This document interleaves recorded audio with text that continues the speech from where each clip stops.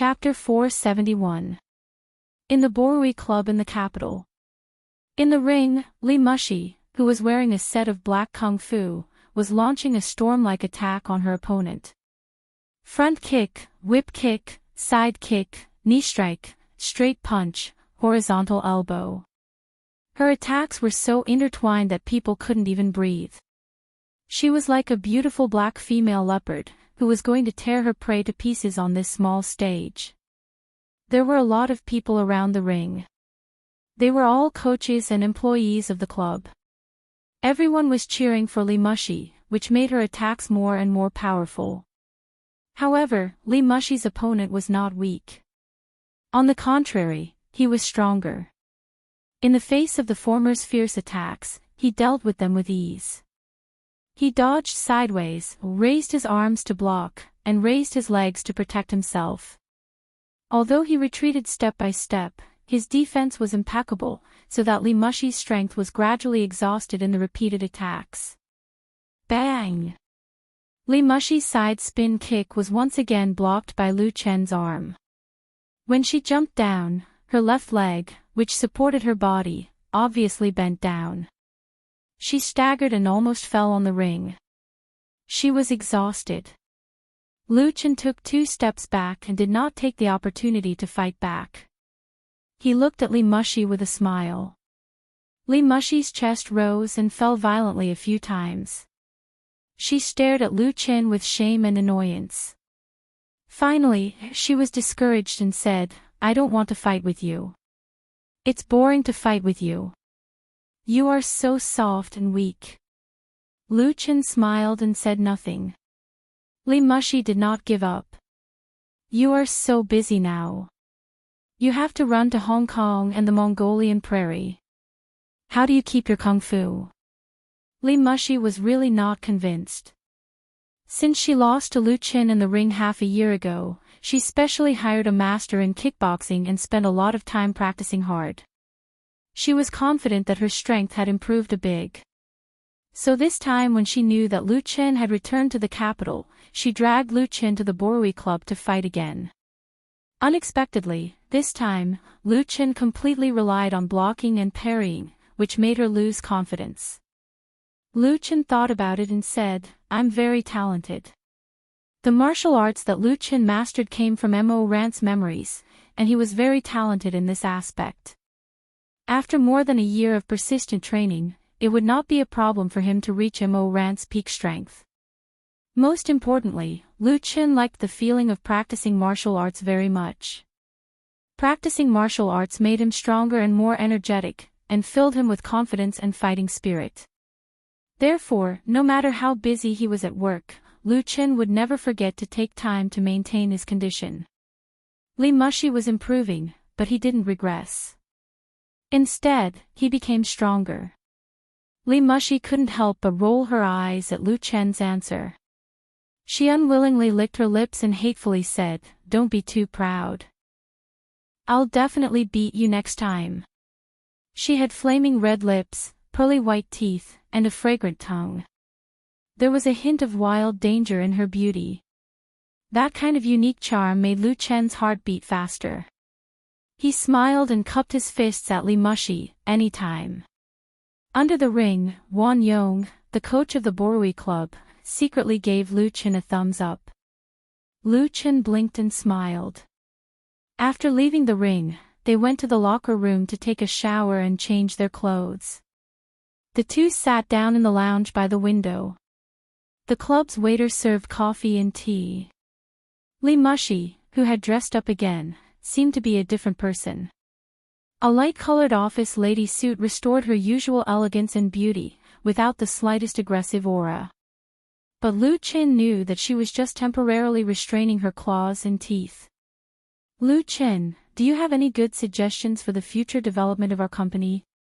Lee Mushy took a sip of coffee, put down the cup, and asked, "I invited you here this time to listen to your ideas. Now the company's expansion has encountered great resistance. Mukin Crowdfunding Network Company, Limited was officially established in September last year.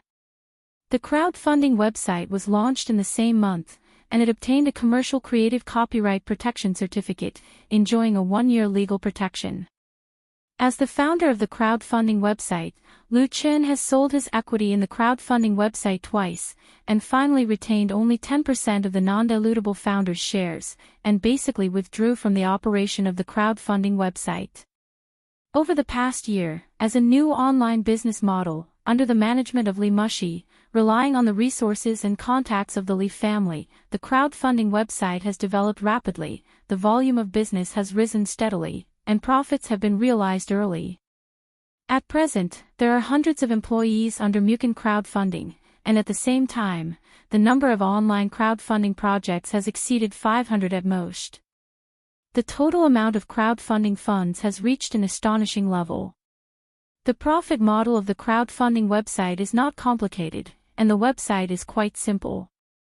To be able to create such good results in a short period of time, commercial creativity is undoubtedly the key. And creativity is the easiest to imitate and learn. Many internet and financial tycoons have long been eyeing this attractive cake. Therefore, when the copyright protection of the crowdfunding website expired, more than a dozen similar websites were launched simultaneously in China, and the competition has become extremely fierce. In this way, Li Mushi was under a lot of pressure. It should be known that among her opponents, there were several giants with powerful strength, strong backgrounds, and abundant funds. Since they had their eyes on this piece, they would not be satisfied until they got a piece of meat. Although Li Mushi had expected such a situation, she did not expect the competitors to be so fierce. The market that originally belonged to her 100% was suddenly eroded by a lot. It would be a lie to say that she was not worried. Today, she pulled Lu Chen over and had a fight with Lu Chen first. In fact, she also took this opportunity to vent the negative emotions accumulated in her heart, and then sought guidance from Lu Chen. I know you must have a way. At present, of course, the market share of the crowdfunding website is still the first, and its market share has left the latecomers far behind. However, be prepared for danger in times of peace. Li Mushi has never thought of lying down and living on her old capital. She is also ready to put the crowdfunding website on the growth enterprise market. The crowdfunding website was founded by you. You don't want your painstaking efforts to be destroyed, do you? Don't forget, you are a shareholder of the crowdfunding website. Once it goes public, first with reason, then with emotion, and then with profit. In order to dig some information from Lu Chen, Li Mushi has put in a lot of effort. Lu Chen didn't know whether to laugh or cry. He quickly said, "Okay, I know. I'll prepare the information for you in the next 2 days." Going back and looking through the memories in the dream world should provide a lot of useful information. Of course, whether the crowdfunding website can defeat many powerful competitors mainly depends on Li Mushi's own ability. Li Mushi was finally satisfied. That's more like it, she suddenly thought of something important. The team that you've trained in our club, are you going to put them to use? Lu Chen was stunned. Chapter 472. The Borui Club was an industry of the Li family in Beijing. Its original intention was to train and cultivate security talents. The club had a gym, a swimming pool, a fighting hall, an indoor shooting range, and so on. The facilities were complete and first class. Most of the coaches and staff in the club were retired from the army. In addition to meeting the needs of the Li family, the trained security guards also took on some tasks, so there were usually a lot of people staying in the club. Last year, Lu Chen was taken to the Borui Club by Li Mushi. The special environment and atmosphere here gave him an idea and he put it into practice. That was, Lu Chen recruited a team from the Borui Club and trained them according to his own intentions. This team was not used as bodyguards for Lu Chen. He didn't have such a big show and didn't need it. It was used to shoot a martial arts action film. The martial arts action film that Lu Chen wanted to shoot came from the memory of the dream world. In the dream world, there had been countless wonderful and classic martial arts and action films at home and abroad, which were treasures that made people's blood boil. Lu Chen's big IP plan was closely related to these memories, but he wanted to reproduce the classics in the dream world.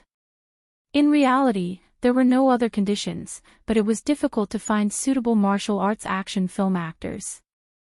In Lu Chen's own world, martial arts films had appeared in both Xinjiang and China, but it was like a flash in the pan, and did not cause much of a storm before disappearing. Now, what was popular were the mythical fantasy dramas with special effects flying everywhere. As for action films, the situation was better than martial arts films, but they also belonged to the ranks of niche films. In today's domestic and foreign film market, drama films adapted from popular novels, superhero films, and science fiction and magic films were the mainstream. The market share in this area was huge. A blockbuster could easily earn tens or even billions of yuan at the box office, so the competition was naturally extremely fierce. Basically, it was controlled by the giants in the industry. Therefore, if Lu Chen wanted to get a share of the film market, and he had to control his own destiny, he could only find another way. He chose to start in Hong Kong because he had chosen a suitable opportunity, and the training of people with the help of the Borui Club was a plan in advance. There were a total of 12 members in this team. The usual training expenses and salary were all borne by Lu Chen himself. After a year of preparation, it was about time for them to show their usefulness. It was Lu Chen's Lu family squad. Lu Chen didn't expect Li Mushi to bring it up. He asked curiously, "How did you know?" "Don't treat me like an idiot." Li Mushi glared at Lu Chen and said, "Although I don't know much about it, I know it's not fun for you to spend so much money on this team. Now that you've gone to Hong Kong to shoot a movie, they must go there to help, right?" Lu Chen was impressed. "That's right. My first movie in Hong Kong is about to start. They are indispensable."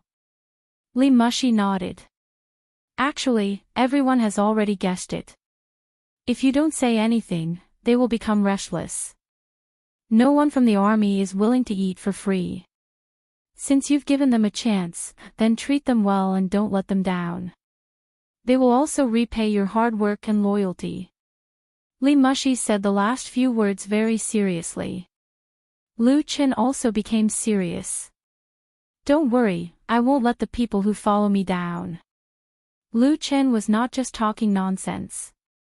Since he experienced that strange dream and set foot on the road to the entertainment industry, those who trusted him and followed him had never been disappointed. The Lu family squad was built by Lu Chen at a great cost and effort. He definitely attached more importance to it than Li Mushi. "That's good," Li Mushi said with a smile, "I believe your promise. In fact, there are many people who want to follow you. Won Yong also wants to make a movie. He has asked me several times." Won Yong was the coach in charge of fighting in the Borui Club. He was 35 years old and had been in the army for 10 years. He once won the championship of the military martial arts competition, so he was deeply valued by Li Mushi. In the Borui Club, Won Yong was undoubtedly the backbone of the club. Li Mushi was willing to let him go, which inevitably surprised Lu Chen. "Are you willing to let him go?" Li Mushi said, "There is no reluctance. The main thing is that he has such an idea. When I asked him to come, I promised him that it would be up to him to leave or stay. Of course, I can't break my promise." Lu Chen pondered and said, "Well, I'll ask him again. It's naturally the best if he can help me." With Won Yong's strength and prestige in the club, it was undoubtedly the best choice for him to be responsible for training and managing the Lu family squad, which could also save Lu Chen countless troubles. In addition, Won Yong's skills and image were actually quite suitable for shooting martial arts films and action films. He could be the protagonist. But he was the villain. Thinking of this, Lu Chen couldn't help but smile. He just didn't know what Won Yong's expression would be when he understood his thoughts. Happy or depressed? Li Mushi was suspicious. "Your smile is very evil. What bad things are you thinking about?" Lu Chen coughed, got up and said, "That's it. I'm going to find Brother Yong now. Li Mushi was unhappy. What's the hurry? Let's have dinner together tonight. Lu Chen regretted. I can't tonight. I have an appointment. How about I invite you to dinner tomorrow night? Li Mushi raised her eyebrows. With your sister. Lu Chen was very sorry.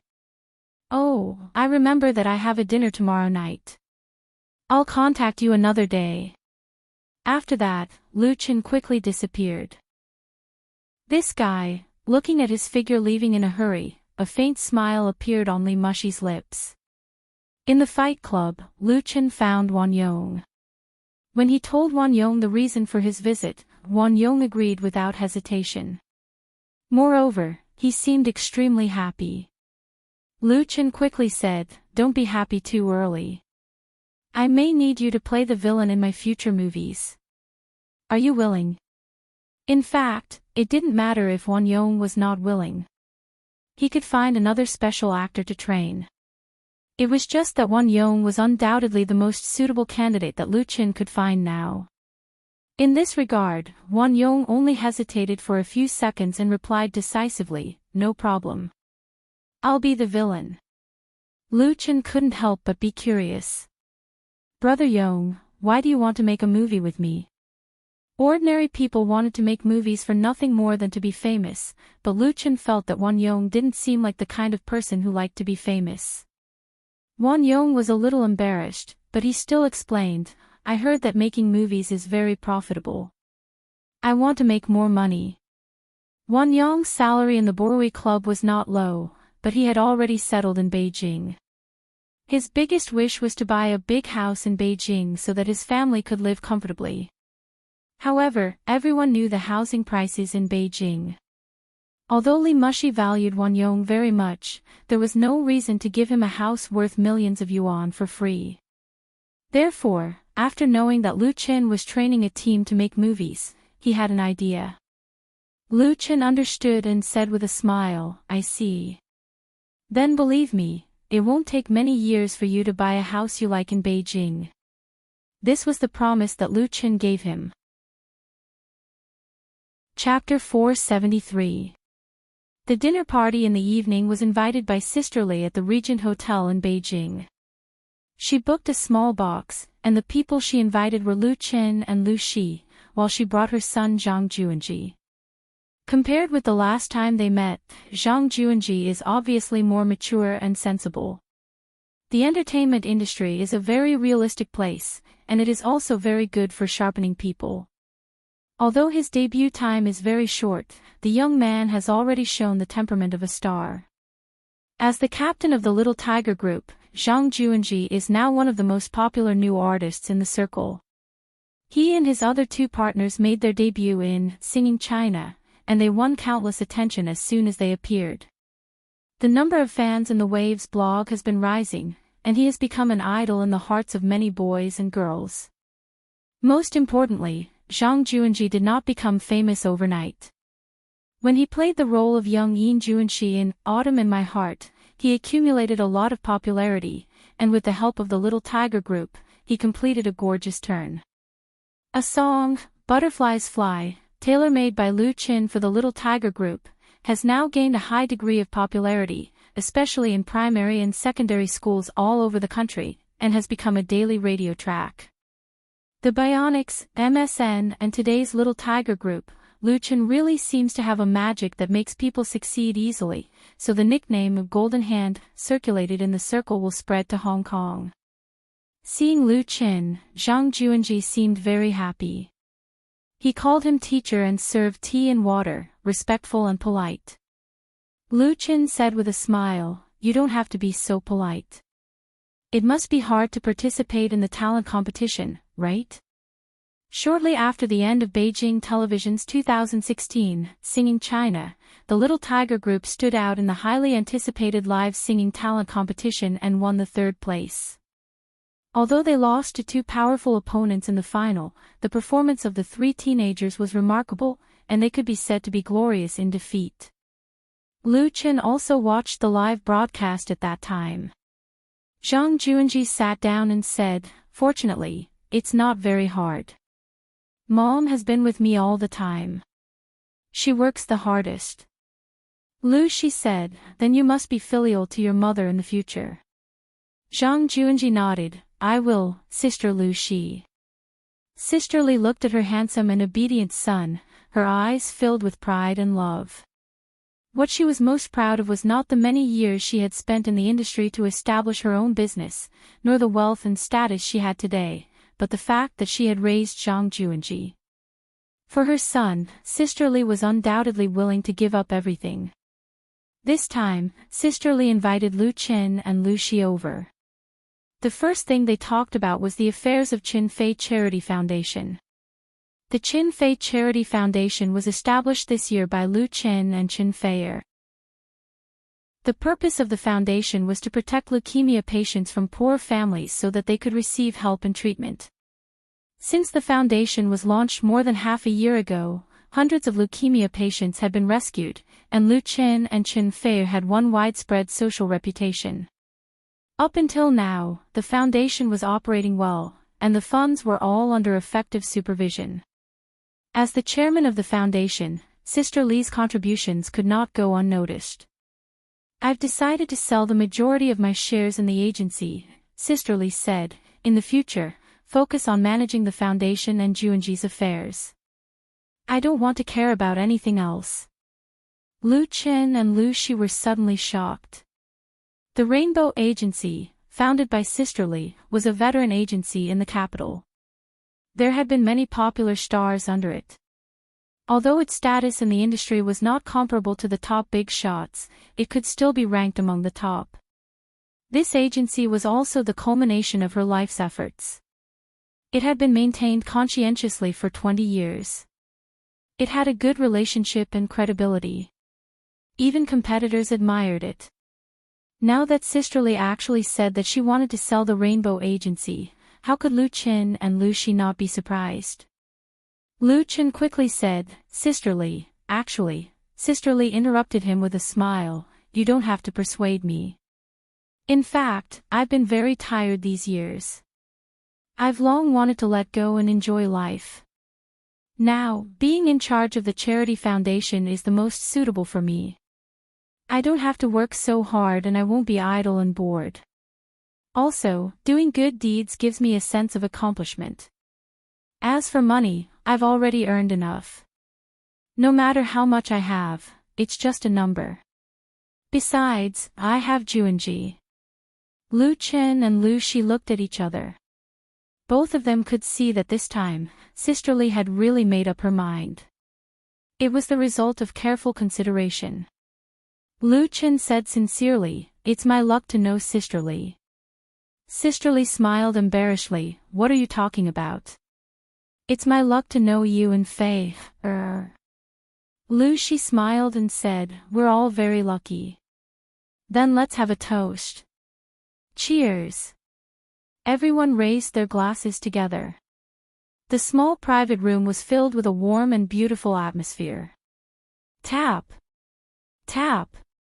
At this time, someone knocked on the door of the private room. The next moment, the hotel waiter opened the door and a middle-aged man walked in. His gaze quickly swept around the private room. His gaze first stopped on Lu Qin, then he nodded and fixed on Sister Li. A warm smile appeared on his face. I heard from my friend that you're also having dinner here tonight, so I came over to take a look. I'm not disturbing you, am I? This middle-aged man was tall and slender. He had an elegant demeanor and was undoubtedly a very handsome man when he was young. Now that time had left its mark on his face, he didn't look old at all. Instead, he had a mature temperament. He spoke well and was very confident. A man like this would definitely be very popular with women. He would always be successful in the field of love. However, when he saw this person, Zhang Juanji's face immediately darkened. He turned his head and picked up some food with his chopsticks, stuffed it into his mouth, and chewed fiercely. Sister Li was very surprised. She immediately stood up and said with a smile, it's not a disturbance. Speaking of which, it's been a long time. She tugged at her son. Juanji, you can't be so rude. Zhang Juanji reluctantly put down his chopsticks and stood up. Reluctantly, he greeted, Dad. As he said that, his eyes drifted to the corner.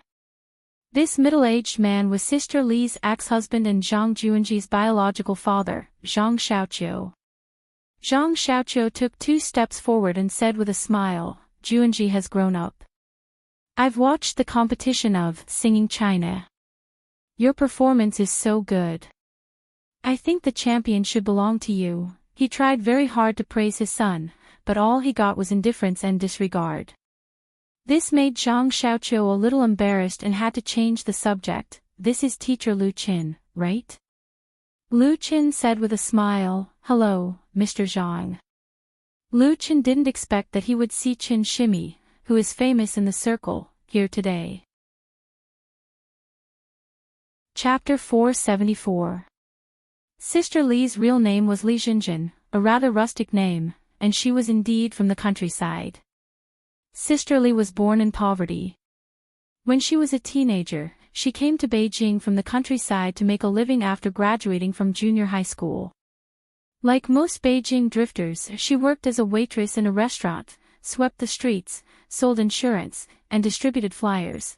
However, she was smarter and had a higher EQ than most Beijing drifters. She seized the opportunity to squeeze into the entertainment industry, starting from a small assistant, and finally successfully established the famous Rainbow Agency in the industry. Sister Li's life story could be adapted into an inspirational TV series. However, she was most often mentioned by people in the industry, her marriage that lasted for 5 years. Sister Li's ex-husband, Zhang Xiaoqiu, was a small artist who had debuted for several years, but never became popular. Although he was very handsome, his luck had always been very poor. He had acted in a few films, but all of them were small roles. He had also released albums, but they were a mess of losses. He never got the appreciation of Bowl. At a cocktail party, Zhang Xiaoqiu met Li Jinjin, who was working hard to develop her career, so he enthusiastically pursued Sister Li. At that time, people in the industry, including Li Jinjin's friends, didn't think Zhang Xiaoqiu had an ulterior motive. They thought that the two of them had a big difference in appearance, and Zhang Xiaoqiu was younger than Sister Li. However, Sister Li accepted Zhang Xiaoqiu's pursuit. After half a year, the two of them got married, and the following year, Zhang Juanji was born. While managing her agency, Sister Li did her best to support her husband's career. Zhang Xiaoqiu's path to stardom changed. He stood out in a TV series and became a hot star. After becoming famous, Zhang Xiaoqiu changed. He was not at home for many years, and there were many rumors about him. The marriage between the two lasted for a few years, and Zhang Xiaoqiu, who felt that he had grown up, asked for a divorce. Sister Li readily agreed. Her only condition was the custody of her son. Later, when people talked about this matter, they all felt that it was unfair for Sister Li, saying that Zhang Xiaoqiu was an ingrate. However, Sister Li never said anything bad about her ex-husband on any occasion. Instead, she said a lot of good things about him. She thought that it was enough to have a very good memory of her life. Such tolerance and open-mindedness won Sister Li the respect of many people, but it also made everyone despise Zhang Xiaoqiu even more. After the divorce, Zhang Xiaoqiu quickly married a young wife who used to be a model. A few years later, they divorced again. In the beginning, his career was very smooth. He received a lot of publicity and endorsements, and he made a lot of money. However, good times didn't last long. With the changes in the market, Zhang Xiaoqiu gradually became outdated. Especially in recent years, he had fallen to a D or D-list position. He still had some fame, but he could not compete with the currently popular Little Fresh Meats. His acting and singing skills could not compete with many rivals, so his position in the industry was awkward. Most importantly, even if Sister Li was very tolerant and never used her connections in the industry to suppress him, there were still many people who didn't like him. Never forget a friend from the poor, and never give a wife from the poor. This was a virtue that the Chinese had abided by for thousands of years. Even if it was out of time for the current entertainment industry, not many people would like an ungrateful person like Zhang Xiaoqiu. Lu Chen didn't like it either. He put on a fake smile. Hello, hello. Zhang Xiaoqiu was very thick-skinned. He smiled and extended his hand to Lu Chen. Nice to meet you. Lu Chen shook his hand lightly. Sisterly frowned and asked, what else do you want? Zhang Xiaoqiu was stunned. In his memory, his ex-wife was very obedient and gentle to him. Even after the divorce, she still took care of his face. Whenever they met again, she would be amiable and never fell out with him. Now, Sisterly was obviously dissatisfied with him, which made him feel very uncomfortable. After all, Zhang Xiaoqiu was not an ordinary person. He quickly suppressed the surprise in his heart and said with a smile, it's nothing special. I just happened to run into you in Juanji. Listening to him, Sister Li's face softened a lot, as if she was recalling the good times of the past. She looked at Zhang Xiaoqiu and asked softly, Xiaoqiu, today, Lu Chen and Lu Shi are here. In front of our son, I'm not afraid of being embarrassed. I just want to ask you, during the years when we were husband and wife, did you ever love me? Zhang Xiaoqiu's face froze. He hesitated for a moment but still nodded and said, yes. Slap. A resounding slap landed on his face, causing him to be stunned. Sisterly withdrew her hand and said, liar. You. Zhang Xiaoqiu's face turned red. The great sense of humiliation made the veins on his forehead bulge. He impulsively raised his hand to fight back. However, a strong hand locked his wrist like an iron clamp, making him unable to move.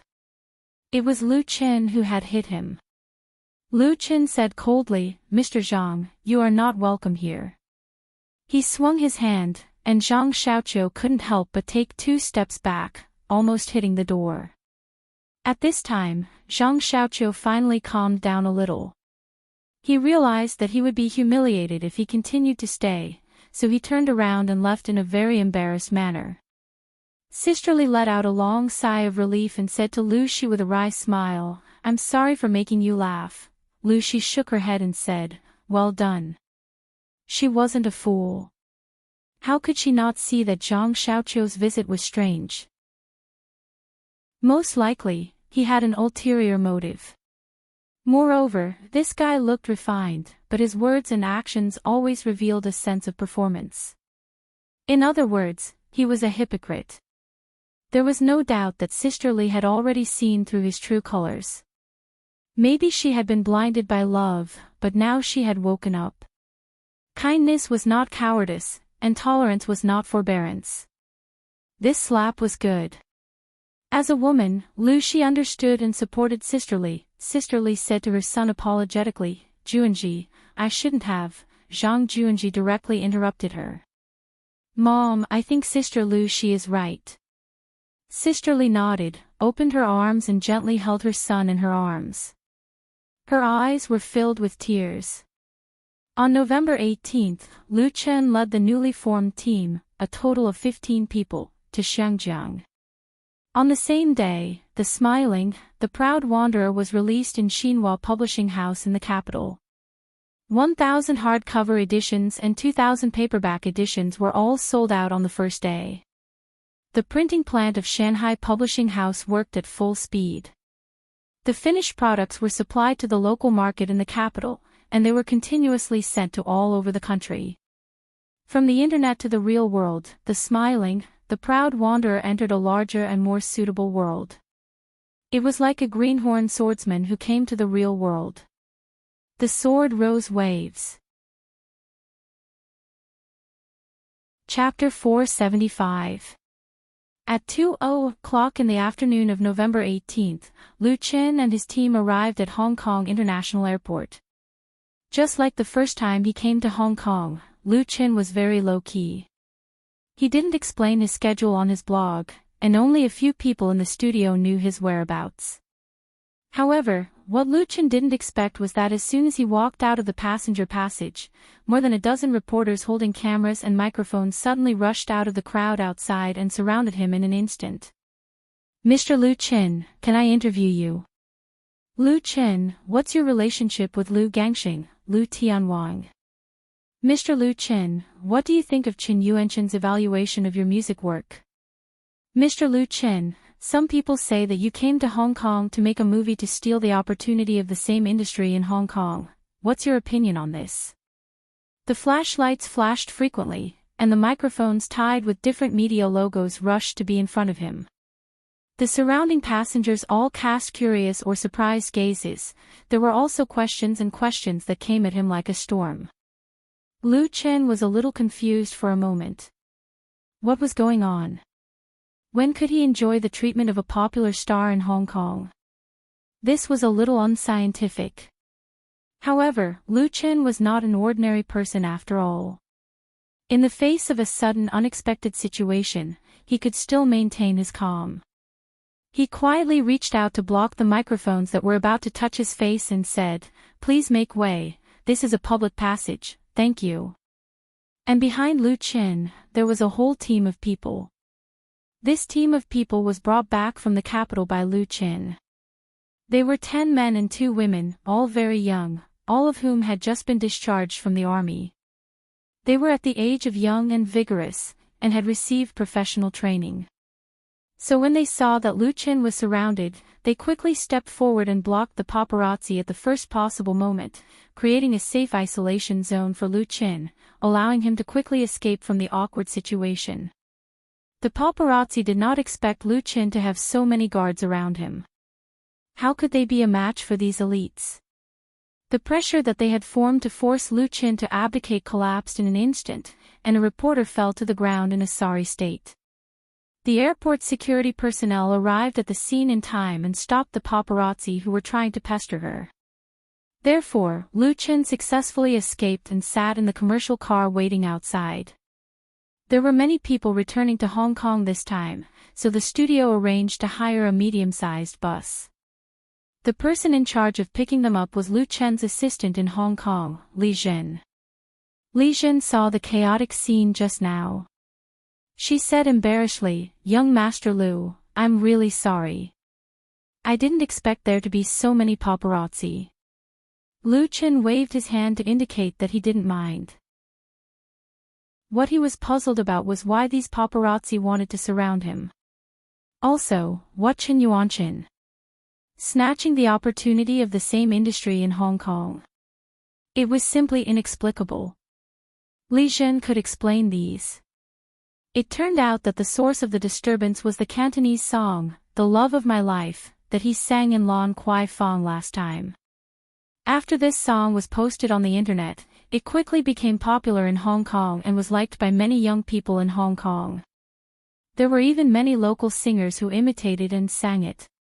Even the corresponding song appeared in KYV. Nowadays, Hong Kong's pop music scene was no longer as prosperous as it was in the 1980s and 1990s.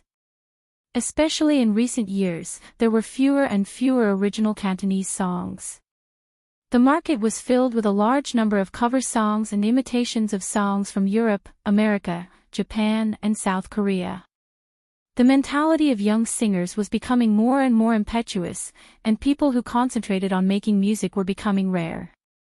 This phenomenon had many similarities with the mainland pop music scene. However, compared to the abundance of domestic talents, Hong Kong's original musicians had withered even more, and there were only a few rising stars. The market environment was bad, and the fans who really loved Cantonese songs were naturally very dissatisfied. On Hong Kong's music forums and blogs, nostalgic songs and criticism of the phenomenon were everywhere. So now that they suddenly heard such an outstanding work that could be called a classic, many fans and even people in the circle were surprised. It was completely reasonable for it to become popular quickly. But for Hong Kong's local musicians, it was a little embarrassing. Because Lu Chen, who wrote and sang this song, not only came from the mainland, but he was also not from Guangdong. Moreover, there were two people who made Lu Qin hate. One of them was the famous comment ID, 3 bowls of wine, in the pop music and film and TV talk section of Hong Kong's BBS. In the original video post of The Love of My Life, he ridiculed Hong Kong's local musicians and inevitably touched the fragile hearts of some Hong Kong people. The other was the famous Hong Kong blogger Madman of the South Sea. His blog post about The Love of My Life really pushed Lu Qin to the forefront of the storm. Lu Qin knew about this matter and specially wrote a blog post to respond to it. As a result, he won Lu Tianwang's praise. He thought the situation would calm down and return to the capital a few days later. However, the development of things was far beyond his expectations.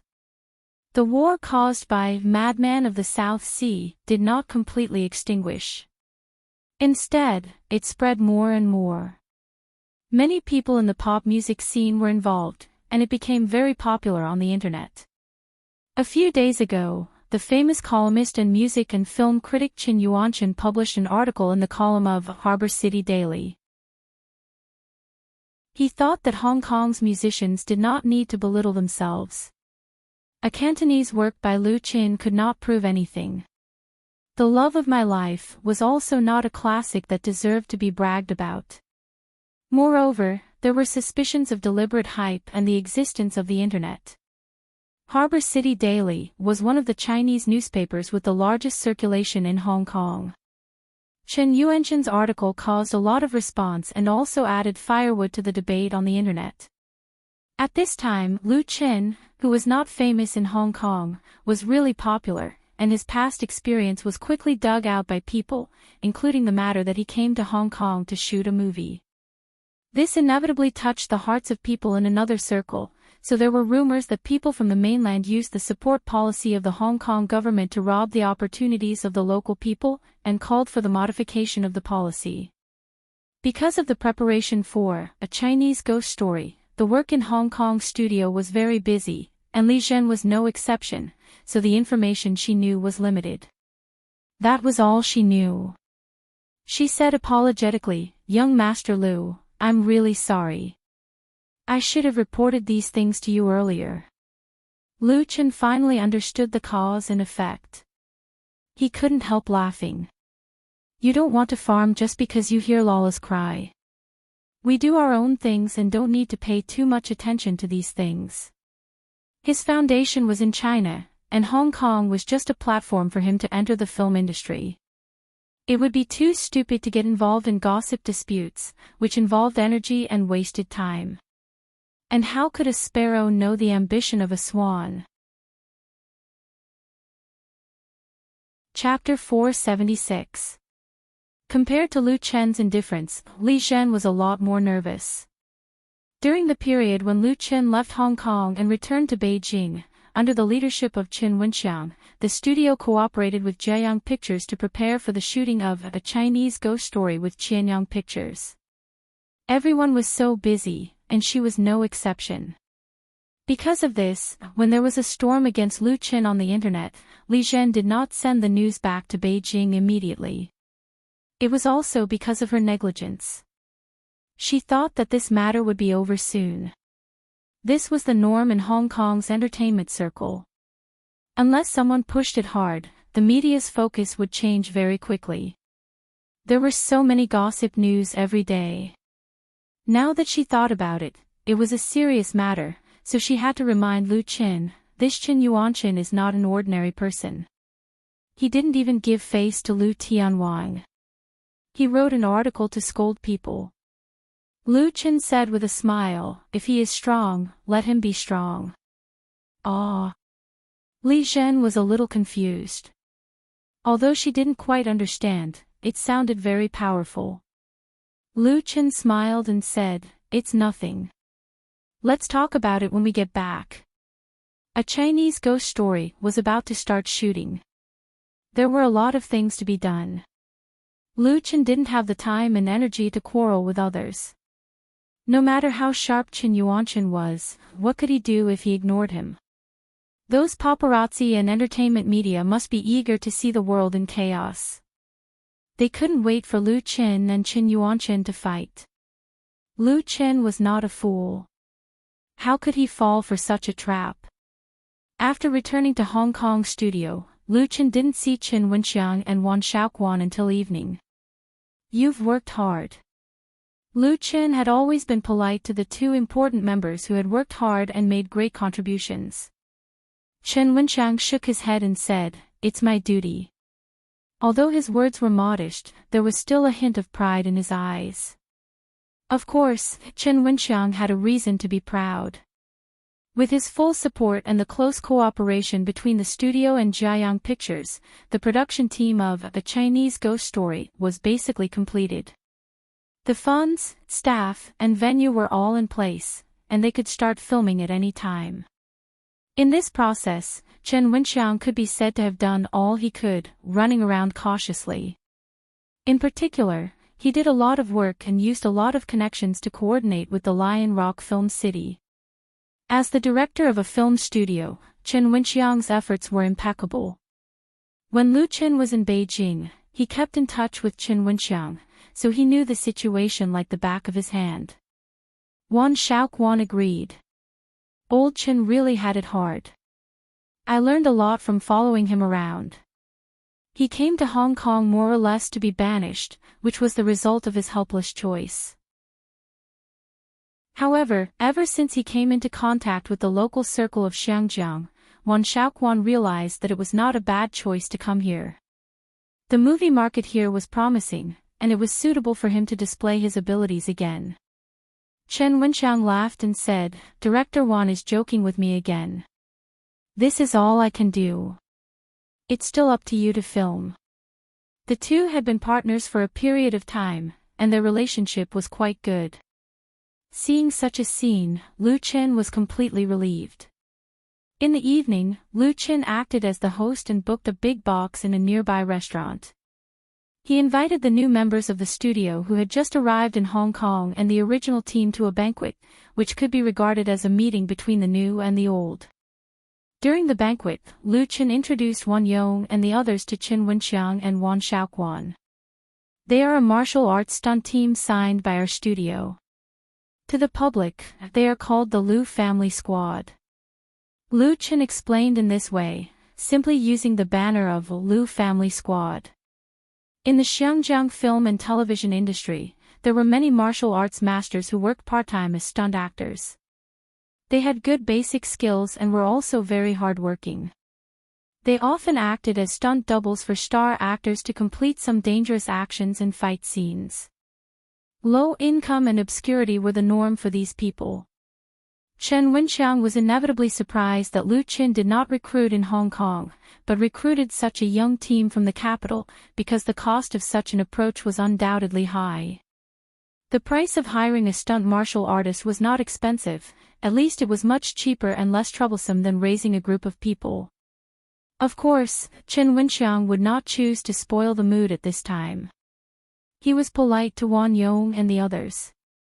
However, Qin Wenxiang's disapproval was still felt by Lu Qin. He could more or less guess Qin Wenxiang's thoughts, but now was not the time to explain. Lu Qin said, "Uncle Chang, I'll have to trouble you to handle their work visas and residence permits tomorrow."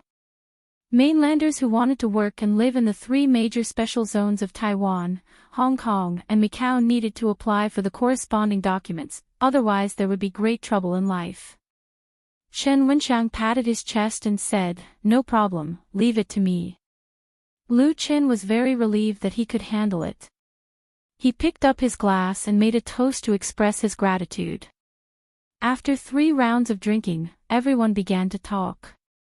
Qin Wenxiang told Lu Qin a lot of recent things in the circle, and they talked about the controversy caused by Lu Qin on the internet. There was also Qin Yuanqin. Qin Yuanqin is one of the representatives of Hong Kong, Qin Wenxiang said. The characteristic of Hong Kong members is that they must put the interests of Hong Kong people first in everything, and reject foreign competition and immigrants. It is said that he intends to run for parliament next year. I suspect that it is very likely that he is using you as a target in this matter. The rumors on the internet are probably deliberately released by someone, so you can't take it lightly. Don't underestimate their incitement. Previously, Li Zhen told Lu Qin that Qin Yuanchen was very sharp, but Lu Qin did not pay much attention to it. Now that Qin Wenxiang revealed the deep inside story to him, he had to pay attention to it. In many cases, even if you don't look for trouble, trouble will come to you. Ignoring and avoiding it is not a solution. Lu Qin thought for a moment and said, then find a chance to clarify it. I was almost blocked by reporters at the airport in the afternoon. He was still very puzzled. How did these reporters know his flight number?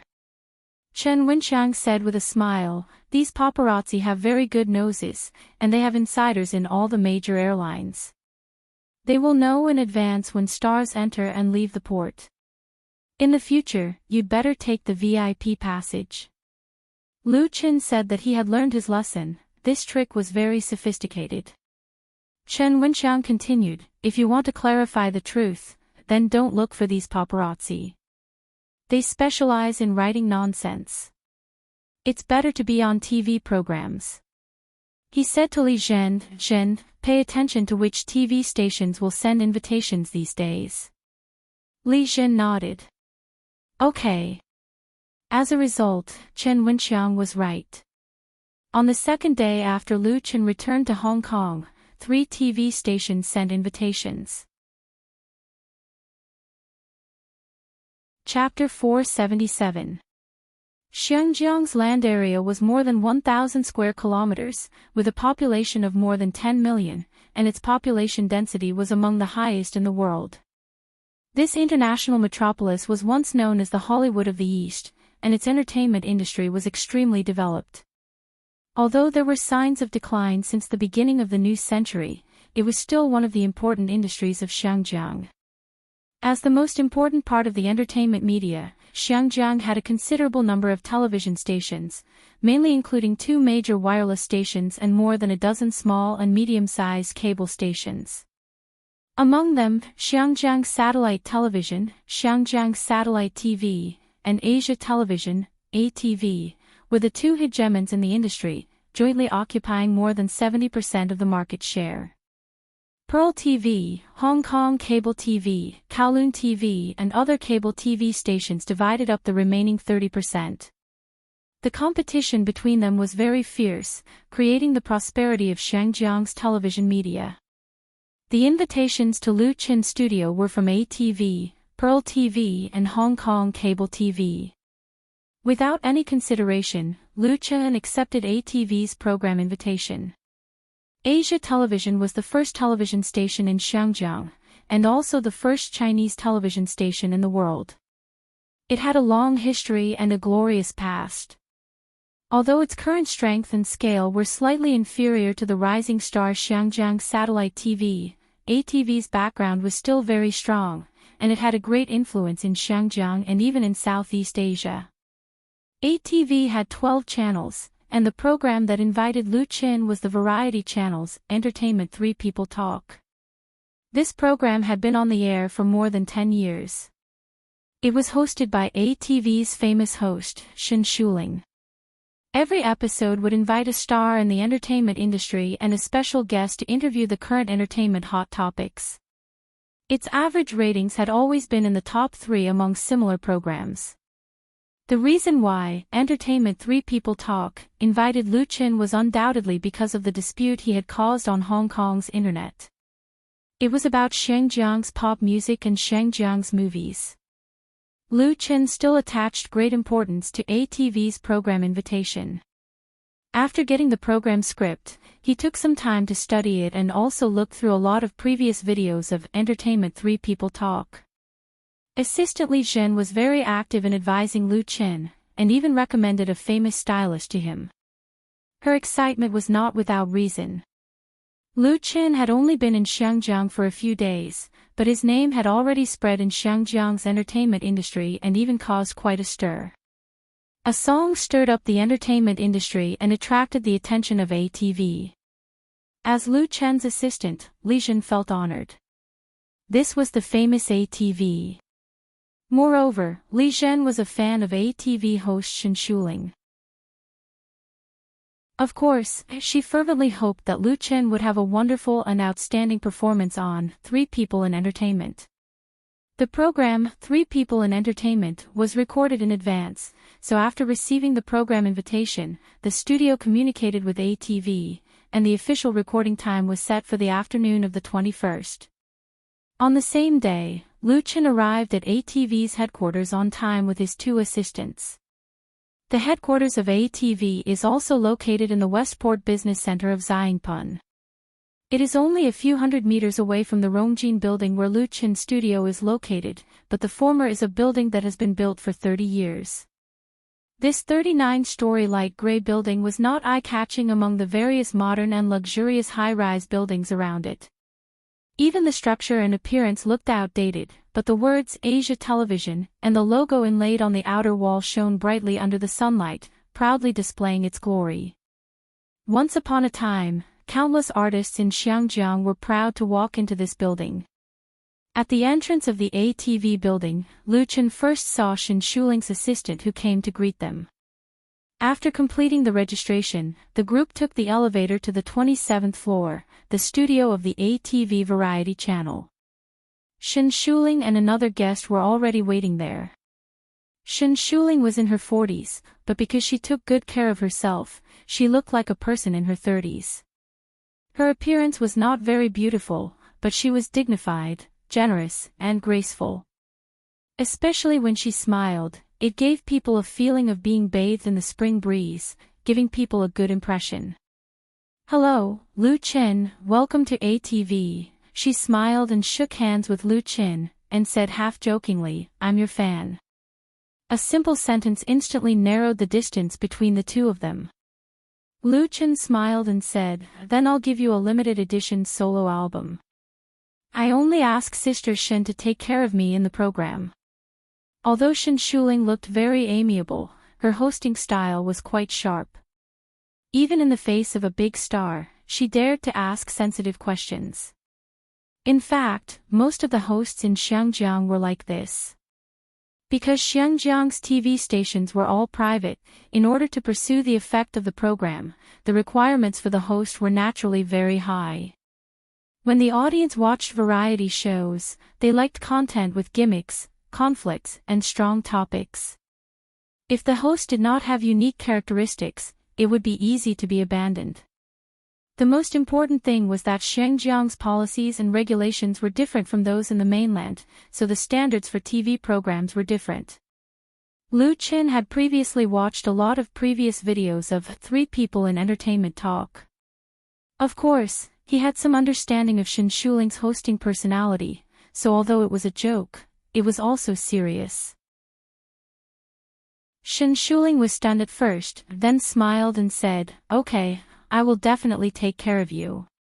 She introduced another guest to Lu Chen.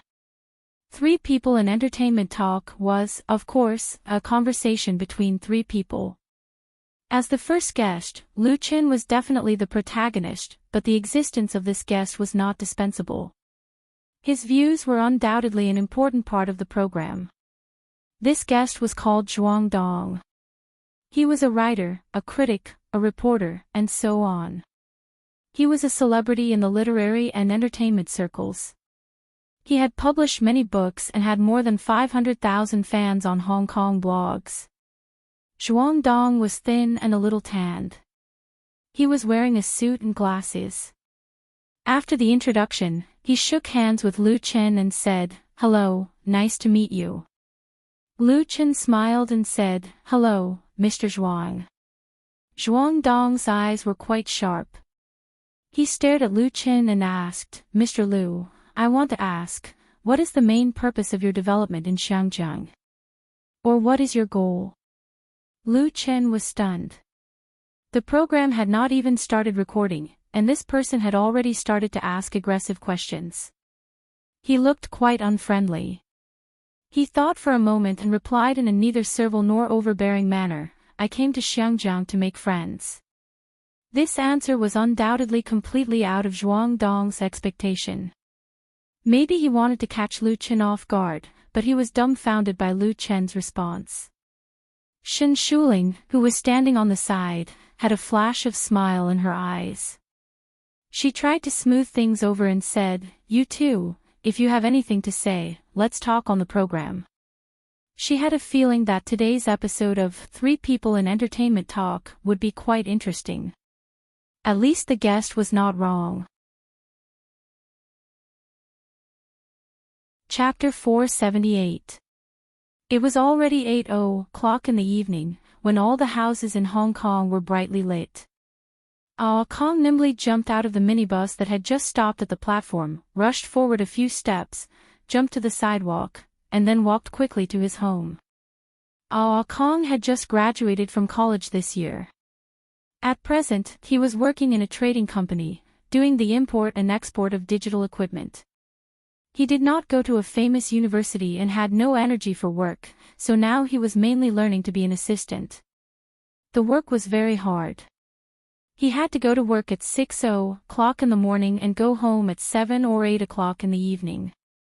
The salary was very low, and he had to do all kinds of chores. It was very undignified to be ordered around by the boss. But Kong was a very optimistic boy. He worked very hard and studied very hard. He looked forward to the day when he could open a small company and buy a big house for his family. His dream was a villa. Kang's home was in Dawai, Sha Tin. A 50-square-meter house accommodated 3 generations of 6 people. The so-called HOS referred to the low-cost housing built by the Hong Kong government in the 1970s under the Home Ownership Plan, which was equivalent to the affordable housing in the mainland. The price was 30% to 40% lower than that of similar commercial housing. It was mainly sold to public housing tenants and qualified low- and middle-income residents. This 50-square-meter HOS was bought by Kang's grandparents with their life savings. After returning home, Kong opened the door with the key. His mother, who was cleaning in the kitchen, heard the noise and poked her head out. She asked, "Kong, have you had dinner?" Kong nodded and said, "Yes, I have. I'm going to my room." His mother looked at his back as he hurried into the room and shook her head. Although the house was very small, in order to meet the living needs of the family, it was still divided into 3 rooms, one for his grandparents, one for his parents, and one for him and his sister. There was no other way. Although Kong was already an adult and his sister was in high school, this HOS was very good compared with many families who lived in public housing or even cage houses. In the future, when his sister got married, he could marry a wife and live with her. Dreams were beautiful, but the real life had to go on. His sister was sitting at the desk copying homework. Kong did not disturb her. He sat on his bed and turned on the small LCD TV hanging on the wall. Kong bought the TV with his first salary so that he wouldn't have to fight with his family over the TV. He liked movies and TV dramas. He also liked pop music and surfing the internet. Now that the computer was occupied by his sister, Kong had no other choice but to watch TV. Most importantly, there were programs that he wanted to watch at night. Beep. Just as he turned on the TV with the remote control, the phone in his pocket suddenly rang twice. Kong took out his phone and looked at it. It was a message from Xiao Wei, asking if he had arrived home. Kong quickly replied, "I'm home. I just turned on the TV." Xiao Wei replied very quickly, "ATV Variety Channel, 8:30 p.m., Entertainment 3 People Talk." Kong couldn't help but smile. His fingers moved quickly. Understood. Xiao Wei was a girl he was pursuing. She was a clerk in another company. Although she was not very beautiful, she could be considered delicate and charming. She had no lack of pursuers. Kong knew that his family was ordinary and his conditions were ordinary. He didn't really expect to win her favor. However, by chance, Kong discovered a little secret of Xiao Wei, and then the two unexpectedly started dating. Although it was far from the level of boyfriend and girlfriend, it was enough to become a happy thing in Kang's life. Xiao Wei liked music and singing very much. She often went to Lan Kwai Fong Bar with her friends to listen to songs. Her common ID on the internet was Viviani. Isn't it a nice name? Xiao Wei recently fell in love with a young artist from the mainland, and tonight, the artist would appear on the ATV variety channel's Entertainment 3 People Talk program. Not only did she want to watch it herself, but she also wanted her friends to watch it together. Ah Kong was no exception. He exchanged text messages with Xiao Wei. The long advertisement before the start of the program had no effect on Ah Kong. Unfortunately, the good times didn't last long. Entertainment 3 People Talk started on time at 8:30 p.m. First, the familiar opening music and the familiar program logo were played. The camera quickly turned to the host. Ah Kong was no stranger to the ATV variety channel's Entertainment 3 People Talk, especially the host, Shen Shuling. When he was still in primary school, she was already active on the screen and looked very kind. Welcome to Entertainment 3 People Talk. The dignified and beautiful Shen Shuling smiled at the camera, and the two guests sat on her left and right. Who is this? He's so handsome. Ah Kong couldn't help but turn his head at the sudden sound. He saw his sister standing beside him, staring at the TV screen with glowing eyes. Ah Kong knew who she was asking about and explained, Lu Qin, an artist from the mainland. He sings very well. Have you heard the song, The Love of My Life? He looked at Lu Qin on the screen. Although he was a little unhappy, he had to admit that Lu Qin was really handsome. There were many handsome young artists in Hong Kong, but this artist from the mainland had a special temperament. Ah Kong couldn't tell, but he felt that he was different from other stars. Is this song sung by him? His sister suddenly understood and sat beside him to watch the program together. High school was very busy. If she wanted to go to a good university, she had to work hard. Ah Kang's sister usually didn't have much time to play or watch TV or surf the internet, because her goal was to surpass her brother. But she had also heard the song, The Love of My Life. First of all, let's welcome Lu Qin. He comes from the mainland and is currently shooting a movie in Hong Kong. He is also shooting a movie.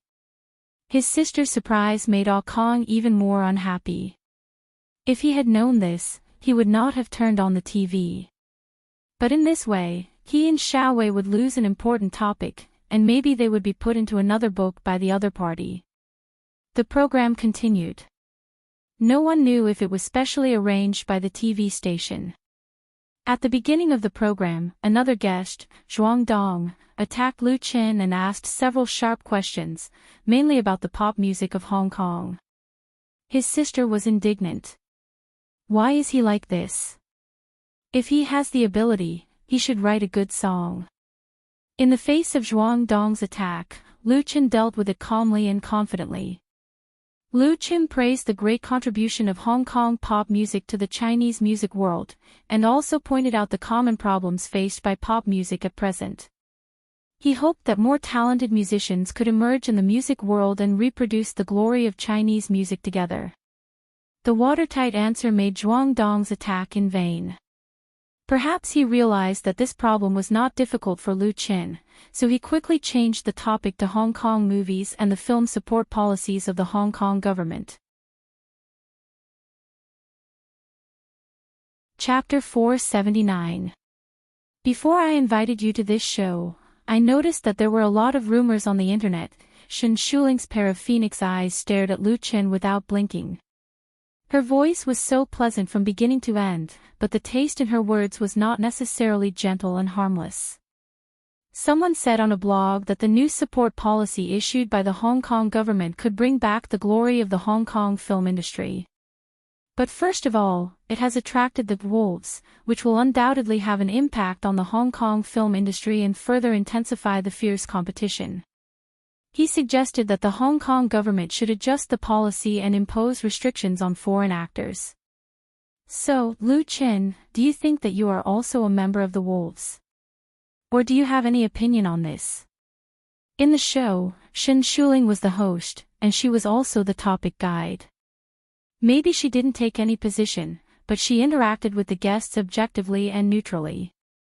However, this didn't mean that she didn't touch on sensitive topics. On the contrary, she was consciously driving the atmosphere of the conversation and creating conflicts and arguments. This was the first topic that Zhuang Dong brought up. He was undoubtedly a supporter of this sensitive topic. Seeing that Shen Shuling brought the fire of war to Lu Qin, a faint smile appeared on his face, as if he was watching a good show. In Zhuang Dong's eyes, Lu Qin was very young, which meant that he lacked enough experience, shrewdness, and adaptability. Moreover, Lu Qin had just come from the mainland, so he must be very unfamiliar with Hong Kong. Shen Shuling's question was very tricky, and it also touched on the sensitive side of Hong Kong people. If Lu Chen's answer was slightly appropriate, then his interview that night would be a failure. In other words, Zhuang Dong would win without a fight, and it would be an easy victory. In fact, it was not good to win too easily. Zhuang Dong even had a little regret. The real victory should be crushing the opponent in a fierce battle. Lu Chen pondered for a moment, as if he was thinking. It seemed that this question had really stumped him, which made Zhuang Dong more and more proud. But the audience sitting in front of the TV and watching this show had a different feeling. Ah, Kang's sister complained, "Really, how can you ask such an outrageous question? How do you expect people to answer?" She was really infatuated with Lu Chen's handsomeness and instinctively spoke up for Lu Chen. Ah, Kang sympathized with Lu Chen. If he had been questioned like this, he would have behaved even worse. In his heart, Kang agreed with the wolves.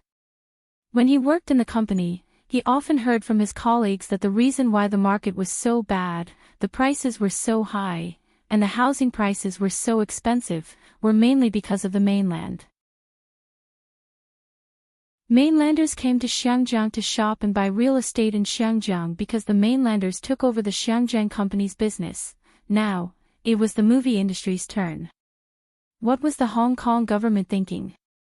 Why didn't they think more about the locals? As the saying went, don't let the goodies flow to your own fields. His mind was a mess of thoughts, and then he thought of Xiao Wei. I wonder if Xiao Wei will be very angry. Just then, Lu Chen spoke on the TV screen. He looked very serious and said, "I think I and my colleagues from the mainland are not wolves. If you want a metaphor, I think I would like to be a catfish." Catfish? Shen Shuling was surprised. Why do you want to be a catfish? She felt that this metaphor was very strange.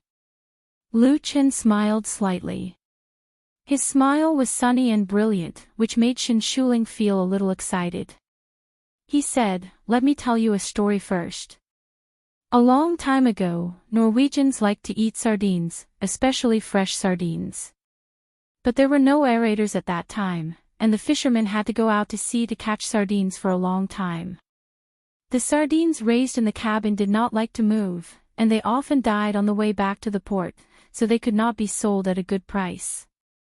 But people found that many of the sardines caught by a fisherman were still alive, and he could always sell them at a high price. This secret was not revealed until the fisherman died." Lu Chen told the story in detail, and there was suspense. Not only did Shen Shuling listen attentively, even Zhuang Dong was curious. He wanted to see what Lu Chen was up to. Lu Chen continued, "It turned out that the fisherman raised a catfish in the cabin. Among the sardines, there was an extra fierce creature. They would swim and dodge instinctively, and they maintained their vitality. Finally, many of them survived to the port." After the story was finished, Shen Shuling, Zhuang Dong, and many of the audience in front of the TV faintly understood. This also included the audience at the recording site, and the atmosphere in the studio became very subtle. Lu Chen continued, "It can be said that I grew up watching Xiangjiang movies and TV dramas, mainly the Xiangjiang movies of the 1990s. There are many real classics, such as Big Lawyer, True Love of the World, Hong Kong Hero, Life and Death Rescue, and so on. Shen Shuling laughed and said, "Then you must be a fan of Lu Gangxing." Lu Chen also laughed, nodded, and said calmly, "Yes, the wish that I want to realize in Xiangjiang includes meeting my idol, and being able to say a few words to him." Shen Shuling laughed, "Then your wish will definitely come true." Lu Chen's admiration and respect for Lu Gangxing made the Xiangjiang audience in front of the TV suddenly have a better impression of him. Lu Gangxing could be said to be the symbol and representative of the Xiangjiang people's hard work. His legendary life experience, who knew how many Xiangjiang young people to work hard. His songs and films all had a profound influence in Xiangjiang.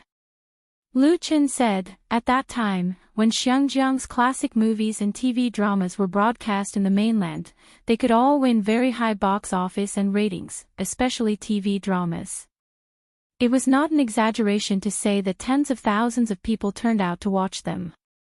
But now, how much market does Xiangjiang's movies and TV dramas still have in the mainland? A faint smile appeared at the corner of his mouth, and the fierce counterattack was hidden in the implicit words, "As far as I know, I'm afraid there is not even 1% left." Shen Shuling was silent. The muscles on Zhuang Dong's face twitched. He wanted to refute, but found that he was unable to refute. Because what Lu Chen said was completely right. The once glorious Xiangjiang film and TV had long lost the ability to summon wind and rain in the mainland, and could only fight in their own territory and the traditional market in Southeast Asia. Lu Chen's words ruthlessly revealed the current situation of Xiangjiang's film and TV industry. Combined with the story he told before, anyone with a little bit of intelligence could understand what he wanted to express. Xiangjiang's film and TV industry was like sardines crowded in a narrow cabin, and they would die sooner or later. Unless there was a catfish that stimulated them. Chapter 480. The story of catfish originated from Lu Chen's dream world memory. In the dream world, there was a special term called catfish effect, which meant introducing competition to stimulate the vitality of enterprises or industries. The story itself was actually fabricated, not real. Lu Chen used this fresh story that did not exist in this world to debate. It was undoubtedly very vivid and brilliant. Everyone could understand it and understand his meaning. Most importantly, Hong Kong's film and television industry was in urgent need of a real reform. The last glory of Hong Kong's film and television industry was in the 1990s, and it began to decline after entering the new century. Hong Kong's practitioners clung to the glory of the past and did not want to make progress. They did not realize the great changes in the market with the advent of the internet and were finally abandoned by the market. Now, although Hong Kong's film and television industry was still very developed, its influence was far less than before. What was worse was that the themes of the films and TV series were successful. Plagiarism and imitation were common on the screen, and the content of sh*t and sh*t had not changed for 10 years. Even Hong Kong's audience was beginning to get tired of it. How could they still hold the territory of the mainland and Southeast Asian markets? The future of the industry was in danger, so the Hong Kong government cooperated with the relevant domestic departments to issue support policies to allow mainland film and television companies to invest in Hong Kong and share preferential support. To put it bluntly, it was to stimulate the local practitioners. It was ridiculous that some people in the circle did not reflect on their own problems and blindly rejected foreign competition. In the end, they would die together like sardines. In fact, there were also many problems in the mainland's film and television industry, but the prevalence of big IPs brought prosperity to the market, and the film box office rose year by year. If Hong Kong wanted to regain its glory, it had to control the mainland market again. Regarding this problem, Lu Chen simply said it openly and did not avoid it. The biggest problem of Xiangjiang's film and TV series is the lack of popular IP and fresh creativity. Xiangjiang does not lack talents in the film and TV field, nor does it lack channels and resources, and has accumulated rich experience for decades, but now it has fallen behind the times. Hearing his words, many TV viewers nodded secretly. People in Hong Kong liked watching movies very much. According to statistics, on average, every person in Hong Kong spent more than 300 yuan on movies every year, which was a box office of 3 to 4 billion yuan, not including other expenses in the cinema. However, many people in Hong Kong, especially young people, liked and enthusiastically pursued Hollywood blockbusters, as well as Japanese and Korean movies or TV series. Shen Shuling asked, "Is this the reason why you chose to come to Hong Kong to make a movie?" Lu Qin said that he wanted to be a catfish in the Xinjiang film and television industry. The most direct way to express it was definitely the new movie he was going to shoot. Otherwise, it would just be empty talk. One of the reasons, Lu Qin nodded without hesitation and said confidently, "This movie of mine will be an innovative and thoughtful work." Needless to say, Lu Chen's personal image was tall, handsome, and full of masculinity.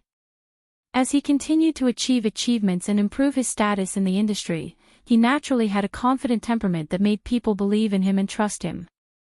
His confidence not only affected the people present, but it could also be felt by the audience through the screen. Ah! In Ah Kang's room, his sister screamed and hugged her brother's arm tightly. She shook it hard and said, "Lu Chen is so handsome.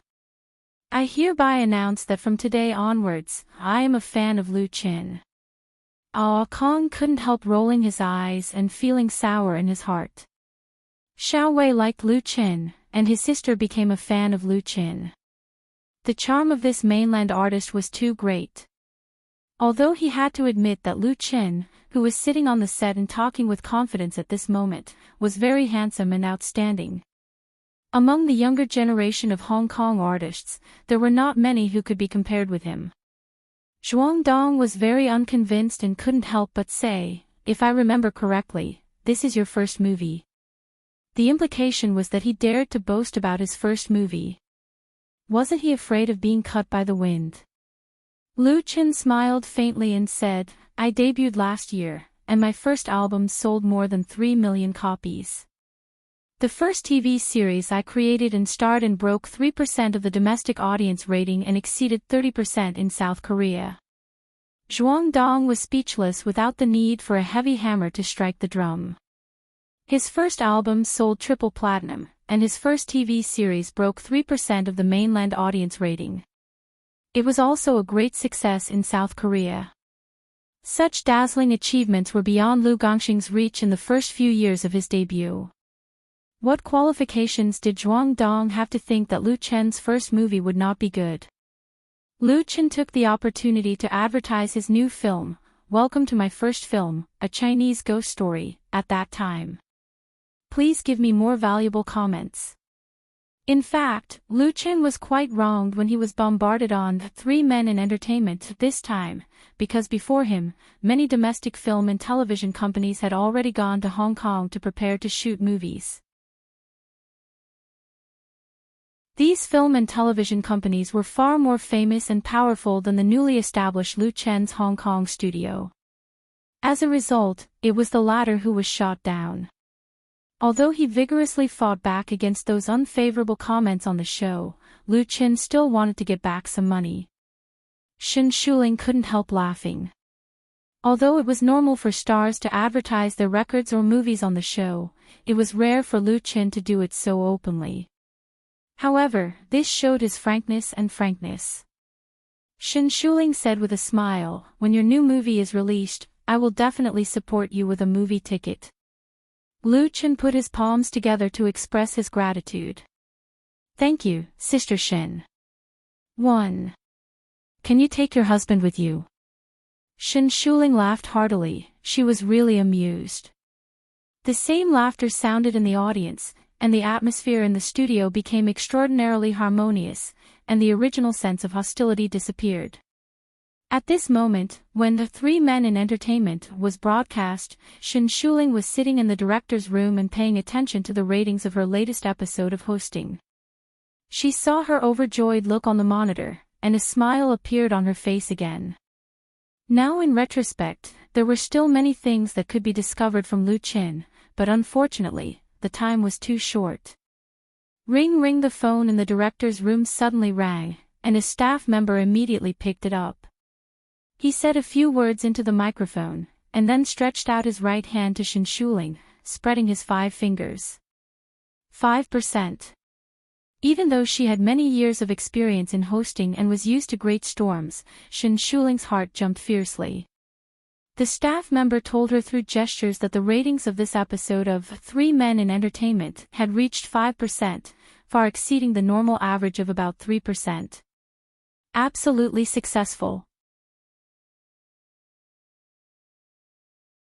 Chapter 481. Xinjiang was one of the 3 major special administrative regions. Whether it was the area or the resident population, it was far inferior to the capital, but the population density was big, surpassing the latter. The economy was developed, trade was prosperous, and the media was abundant.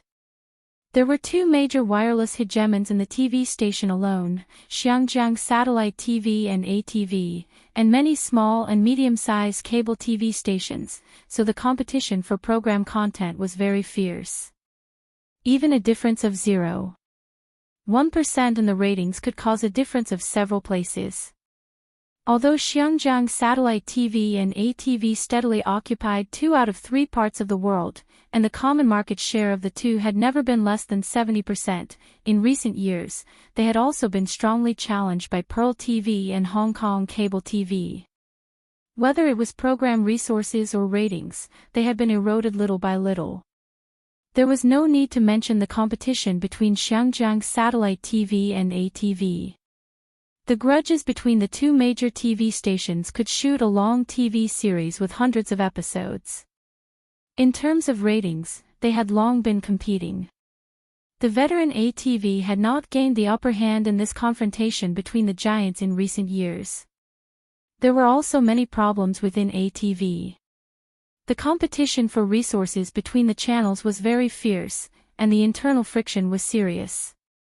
As one of the trump card programs of the Variety Channel, the 3 in Entertainment was also facing a severe test.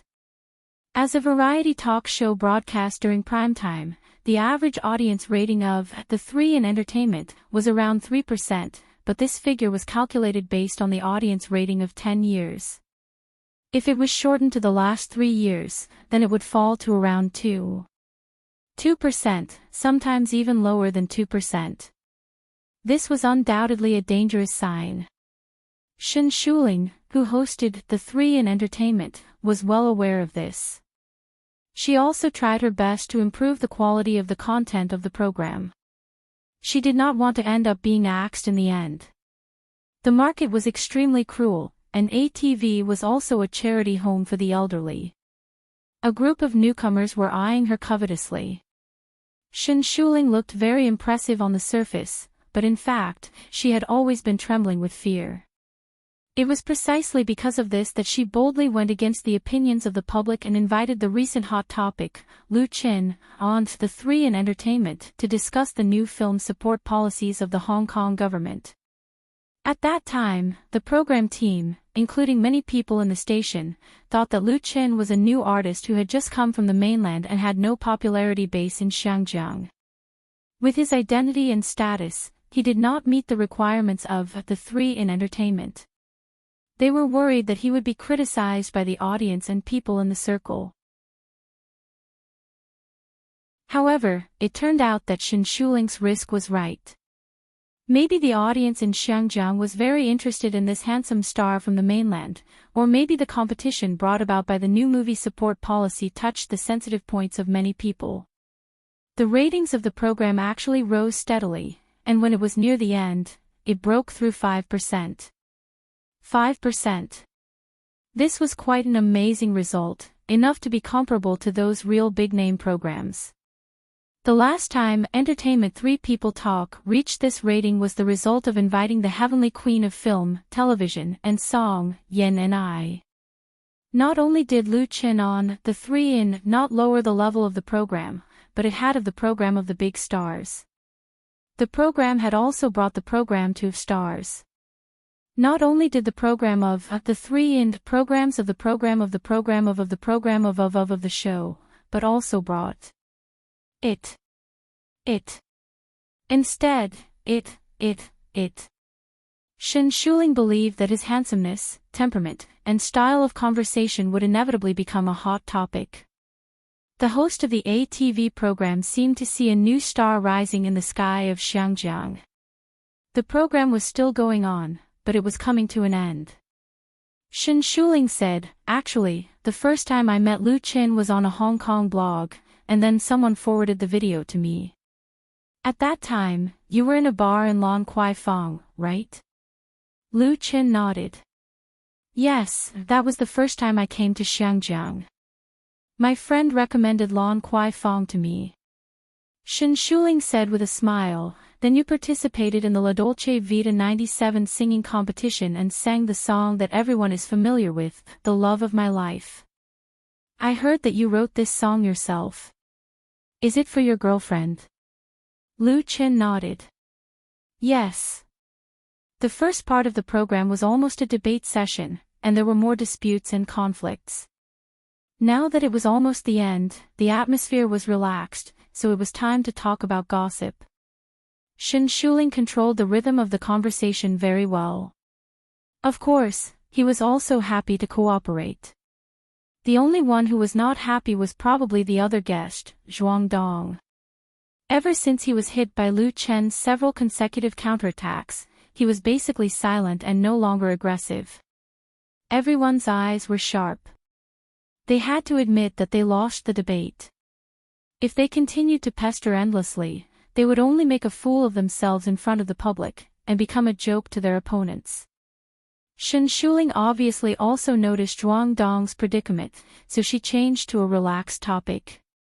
She turned to face the camera and said with a smile, "Many of our friends in front of the TV may not know, but Mr. Lu Chen's girlfriend is the domestic pop music queen, Miss Chen Fei. Moreover, Miss Chen Fei's two recent TV series have created miracles both at home and abroad. It must be noted that the screenwriter and male lead of these two TV series are both Lu Qin. Then, Lu Qin, in your first movie, is the female lead still Miss Chen Fei? This time, Lu Qin shook his head. No, the female lead is a new actress from Xiangjiang. In addition to the male lead and the director of A Chinese Ghost Story, most of the other actors are from the same industry in Xiangjiang, including our partners. The new film support policy issued by the Xiangjiang government had restrictions. For example, in the movies submitted for review, local actors in Xiangjiang needed to account for more than 60%. This was a hard rule. However, the main reason why Chen Fei was not chosen for A Chinese Ghost Story was because of the schedule. Shen Shuling said, "Then we will wait and see and look forward to the screening of your movie. In addition, at the end of the program, can you respond to the audience's call and sing The Love of My Life again here?" She added, "I also like this song very much."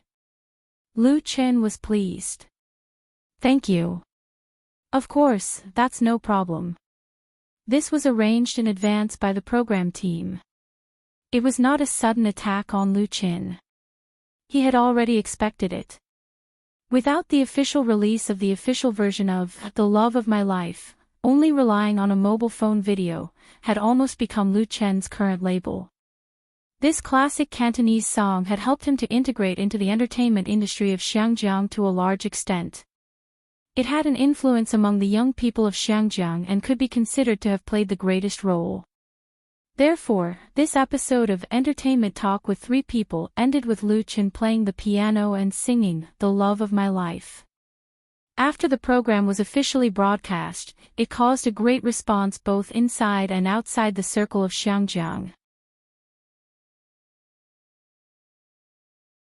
Chapter 482. November 25th, Tianda, Zodiac, Founding Day. Good for opening a business, seeking wealth, trading, traveling, moving, dating. The opening ceremony of Lu Chen's first film, A Chinese Ghost Story, was held in the famed Temple of the Lion Rock Film and Television City. The famed Temple of the Lion Rock Film and Television City was an old site. It was first built in the late Qing dynasty. Later, it was abandoned after 2 disasters. The ruins were overgrown with weeds, and it became a safe haven for wild foxes. In the early 1990s, when the Lion Rock Film and Television City began to build, the old site of the famed temple was included. The scene designer did not restore and rebuild it, but renovated it on the basis of the ruins, making it an excellent scene for shooting zombie and horror films. Many of the Xiangjiang zombie and ghost films that were popular in the 1990s were shot here. But now, due to the changes in the market, the popular themes in the past were no longer popular, and the utilization of the old site of the famed temple had decreased a lot. Therefore, it was easy for the studio to rent it at a low cost. There was a long table in front of the temple, which was used to worship gods. It was covered with red velvet, with a statue of Emperor Guan in the middle. On the left and right sides were incense burners, roast suckling pigs, fresh fruits, and so on. A camera was placed on the right side of the table, also covered with a red cloth, so that no one could see it. In the open space a little further away, firecrackers were lit. Then, in the crackling sound, the crew members burned incense and worshipped the gods in turn, praying for a smooth shooting and the new film to be a hit. The ceremony of worshipping gods first originated in Hong Kong. People in Hong Kong believed in feng shui superstitions and liked to pray for good luck. The practice of worshipping gods and Buddha was very popular, and the film crew was no exception. There were many taboos. For example, the direction in which they prayed to the gods could not be wrong. At different times in different locations, everyone prayed to the gods in different directions. Roughly speaking, they had to pay attention to all directions. If they were to place it in the southwest instead of the south, there would be a difference of thousands of miles. Some of them even had to be accurate down to the latitude and longitude. It sounded incredible, but many Xiangjiang film crews had to invite experts to calculate before they started shooting, and they were not careless at all. Otherwise, if there were any twists and turns during the shooting process, they would inevitably suspect that they had encountered some bad luck. Lu Chen's studio had just been established, and its partner, Jiayang Pictures, was not a top company in the industry. Therefore, the opening ceremony was not very big, but it was also very grand. Zhou Yi, the behind-the-scenes boss of Jiayang Pictures, personally came to the scene. Of course, he accompanied his cousin, Nie Mingzhu, the heroine of A Chinese Ghost Story. Mrs. Jean also came, together with her 2 goddaughters, Ji Xiaodai and Li Xinyan. The 2 girls had arranged a small role in the film. Chen Wenqiang's daughter, and Chen Si. Chen Xiao Yi Chen Studio. After Yi graduated, Yi, and Studio, Yi, and AO, and Yi, Chen, Yi, and Yi, Yi, Yi, and Studio, Chen, Chen, Chen Chen, Chen, and Wen, and Yi, and Studio, Wu, Wu, Wen, Chen, Chen Studio, and Chen. Chen, Yang, Studio, and Wen, Chen, Studio, Chen, Chen, Chen Chen Chen, Studio, and Chen, Yi, and Chen, Yi, and Chen, Chen, Chen, Yi, Yen and Chen. Chen Si played the role of Xiaoqing in A Chinese Ghost Story, a supporting female character with some weight. In fact, in the movie A Chinese Ghost Story, there were only 4 important characters, Ning Kaichen, Nia Xiaoqian, Yan Qixia, and the villain, Granny Tree Fairy. Basically, all the limelight was focused on them, especially the first 3. As the first supporting female character, Xiaoqing did not have many scenes in the movie, but both Chen Wenqiang and Chen Si were extremely satisfied. Other than Lu Chen, there were no other big-name actors in the movie. Ma Rongjin had long been outdated and reduced to being an extra, and most of the others were newcomers. Liu Qin himself had just made a name for himself in the film and television industry in Hong Kong, and he did not rely on the work itself. However, the investment of A Chinese Ghost Story was as high as 30 million yuan.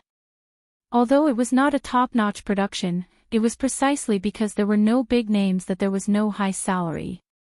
This large sum of money had to be invested in filming and post-production. It would be unfair if it did not produce a high-quality product. Chen Si was already extremely lucky compared to her peers to be able to get such an important supporting female role in a movie for the first time. She was standing at a very high starting point from the beginning. As long as A Chinese Ghost Story did not fail miserably after it was released, she would have valuable qualifications. Seniority represented status. After offering incense and worshipping the gods, Liu Qin, Zhou Yi, Wan Shaoquan, and Nie Mingzhu worked together to remove the red veil on the camera. The crew members gathered around applauded in unison, and there were also media reporters taking photos. It was said that this procedure originated from the fear of scratching. The so-called scratching referred to the film in the early days of the film era, when the film in the camera was accidentally scratched by the parts inside during filming. Once scratching occurred, it would cause immeasurable losses to the crew. However, machine scratching was unpredictable and difficult to prevent, so the only thing that could be done was to cover the camera with a red cloth to suppress evil. Nowadays, cameras had already been digitized, so there was no possibility of scratching. However, the more precise something was, the greater the problem, so this custom was still retained. After the red cloth was removed, the opening ceremony of A Chinese Ghost Story was basically over. Finally, it was time for the representatives of the crew to be interviewed by the media. Most of the media reporters were invited by Jiayang Pictures. There were more than a dozen of them, both big and small. They were there to support and to promote the film. Every reporter was stuffed with red packets.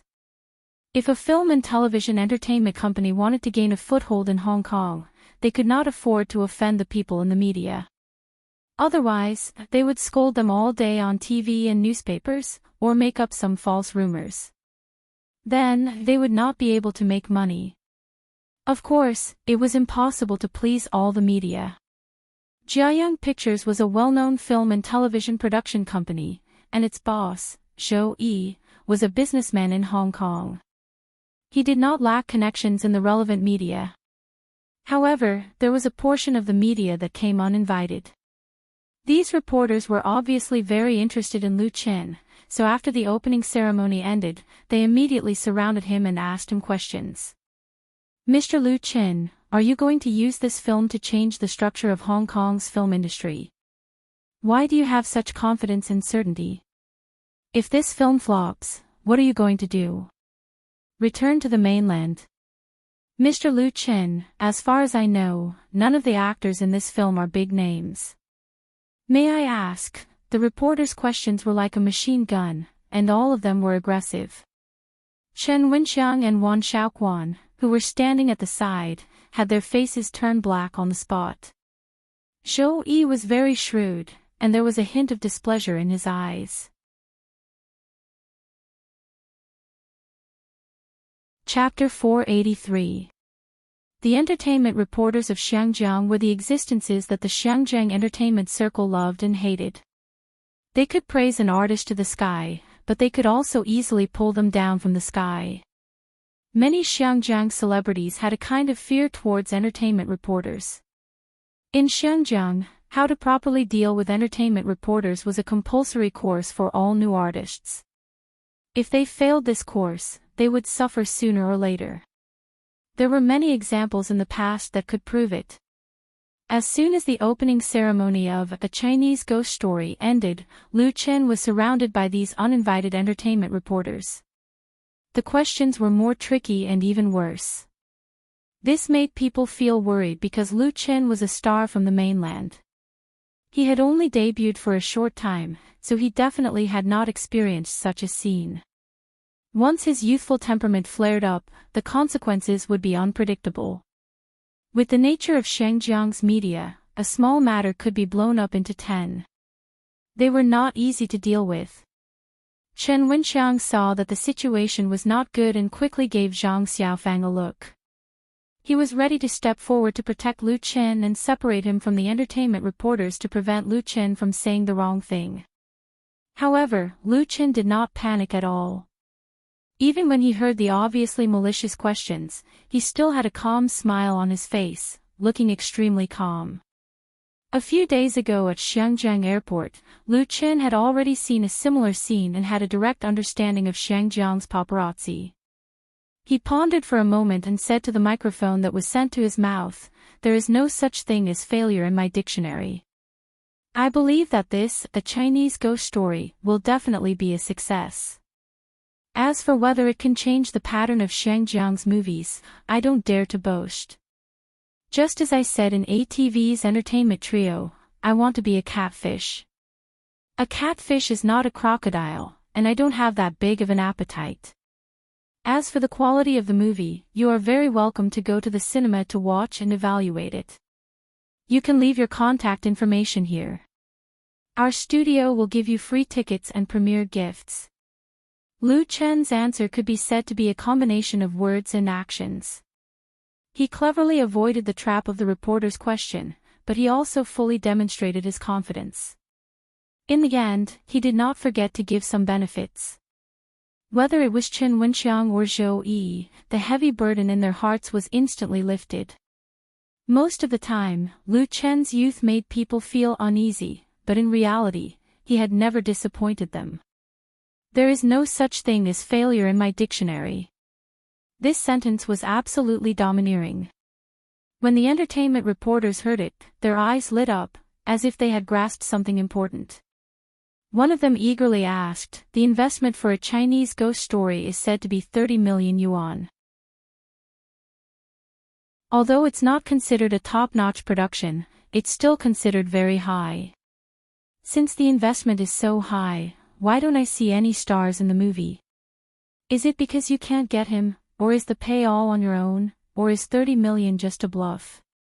Before the launch ceremony, Lu Chen's Hong Kong studio and Jiayang Pictures announced the news related to A Chinese Ghost Story on their respective blogs, including the investment amount and the cast.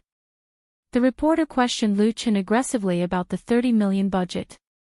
Lu Chen took a deep look at him and asked, "May I ask which media are you from?" The other party replied proudly, "I'm a reporter from Polo Daily." Polo Daily. Lu Chen had an impression of this Hong Kong newspaper. He smiled faintly and said, "First of all, I'm acting in A Chinese Ghost Story for free, so there's no problem of me spending the budget on myself." A common method for stars to invest in movies or TV series was to sign a high salary for themselves. On the one hand, it was to increase their value, and on the other hand, it was also to increase the investment amount as a publicity point. For example, Lu Chen's real value was 10 million yuan, but it became 50 million yuan through left-handed publicity. Many star artists, including some big stars, did this, and investors were happy to cooperate. However, in the movie A Chinese Ghost Story, Lu Chen did the opposite. He did not take a penny, and his goal was to use more of the budget on pre-filming and post-production. Zero salary. The budget was used on filming and production. The expressions of the entertainment reporters present couldn't help but be a little strange. In the film and television industry, such a thing could not be said to be unique, but it was also a rare existence now. Nowadays, Hong Kong's movies either took the low-budget, vulgar path or were blockbusters with big stars. There were really very few people who could sink down and seriously produce a movie. Some of them had already been eliminated by the market. The young man in front of them really gave everyone a different feeling. The reporter from Polo Daily did not give up. He was rejected on the budget issue, so he suddenly changed the topic and pointed his spear at Ma Rongqing, who was standing next to him. "As far as I know, Mr. Ma Rongqing is a famous box office poison in the circle. Why did you invite him to play an important supporting role in this movie?" The nickname Box Office Poison was obtained by Ma Rongqing in the later stage of his acting career. At that time, the movies he participated in were losing money, but it was maliciously imposed on him. In fact, at that time, Hong Kong's movies were going downhill. Ma Rongzhen's type was relatively fixed, and the roles he was invited to play were basically the same. The theme itself was not good, and coupled with the environment, it was strange that he did not fail. However, after the nickname spread, Ma Rongzhen's acting career was basically ruined. No one invited him to act in movies anymore, so his situation was getting worse and worse. He had to be reduced to working as a handyman in Lion Rock to make a living. In front of everyone, the reporter from Polo Daily opened Ma Rongzhen's scar, which made Ma Rongzhen's face suddenly turn red. He couldn't help clenching his fists. His knuckles turned white because of the excessive force, but he lowered his head. Because he couldn't do anything, whether to refute or fight back, he would only fall into the other party's trap. Ma Rongzhen didn't want to lose this precious opportunity, so he could only silently endure the humiliation. Lu Chen noticed Ma Rongzhen's expression, and his eyes flashed with an imperceptible sharpness. He said without hesitation, "I have never heard of box office poison. In my eyes, there are only good actors and bad actors, and Ma Rongzhen is an excellent and dedicated actor.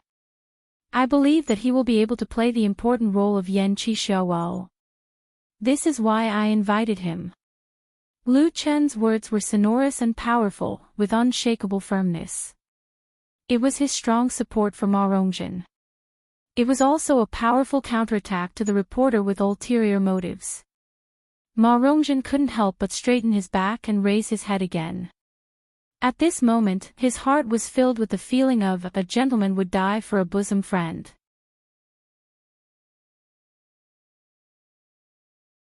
Chapter 484.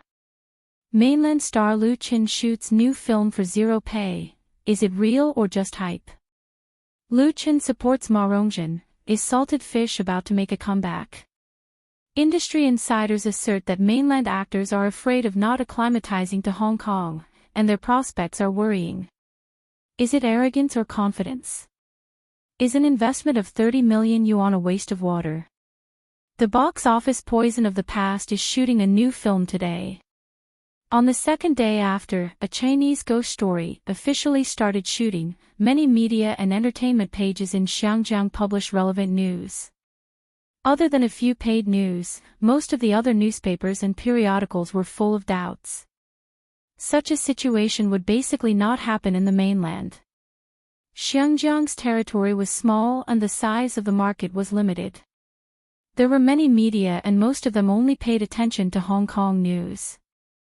There were not that many gossip news in the entertainment industry to hype. Therefore, Lu Chen, who had recently become the focus of attention, inevitably became the target of some media. The pressure of public opinion he faced was actually related to the mentality of many Hong Kong people. Many people in Xiangjiang believed that the entry of mainland funds and enterprises would intensify competition and snatch the jobs of local people. Although Lu Chen threw out the catfish theory in Three Entertainment Men Talk and dispelled the doubts of some people, the influence of the program was limited after all. He still needed to prove himself with more facts. For some of the Xiangjiang media who were eager to see the world in chaos, Lu Chen had become the representative of the mainland film and television industry in Xiangjiang. They were desperately trying to dig out topics from him. Among them, the fiercest was the Polo Daily. This well-known newspaper in Xiangjiang published 3 reports in its entertainment section at the same time, questioning Lu Chen's zero pay, ridiculing the box office poison Ma Rongzhen, and asserting that A Chinese Ghost Story would not be successful. One of the articles listed the data seriously and quoted the analysis and comments of so-called industry experts. In the end, the conclusion was that the mainlanders represented by Lu Chen would not be able to gain a foothold in Xiangjiang's entertainment industry for long. There were many criticisms and few praises. There were very few neutral people. The citizens of Xiangjiang watched the liveliness, and to a large extent, it promoted A Chinese Ghost Story, which had just started shooting. The crew of A Chinese Ghost Story, who had already entered the shooting state, had no time to care about the outside world. They were busy working on the set of Lion Rock Film City, trying to finish shooting before the new year. Crack! Wan Shaoquan frowned, waved the loudspeaker in his hand, and said loudly, "What's wrong with the lighting here? Adjust it immediately and reshoot." Wan Shaoquan, who picked up the microphone again, felt as if he had been given a new life. He had inexhaustible energy. His position in the crew was very special. He had the title of assistant director.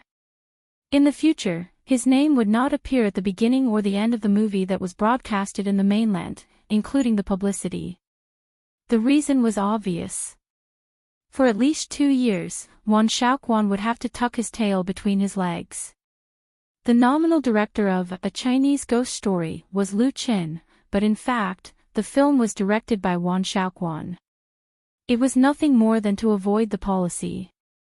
Because of this, Wan Shaoquan paid more attention to this movie than Lu Qin.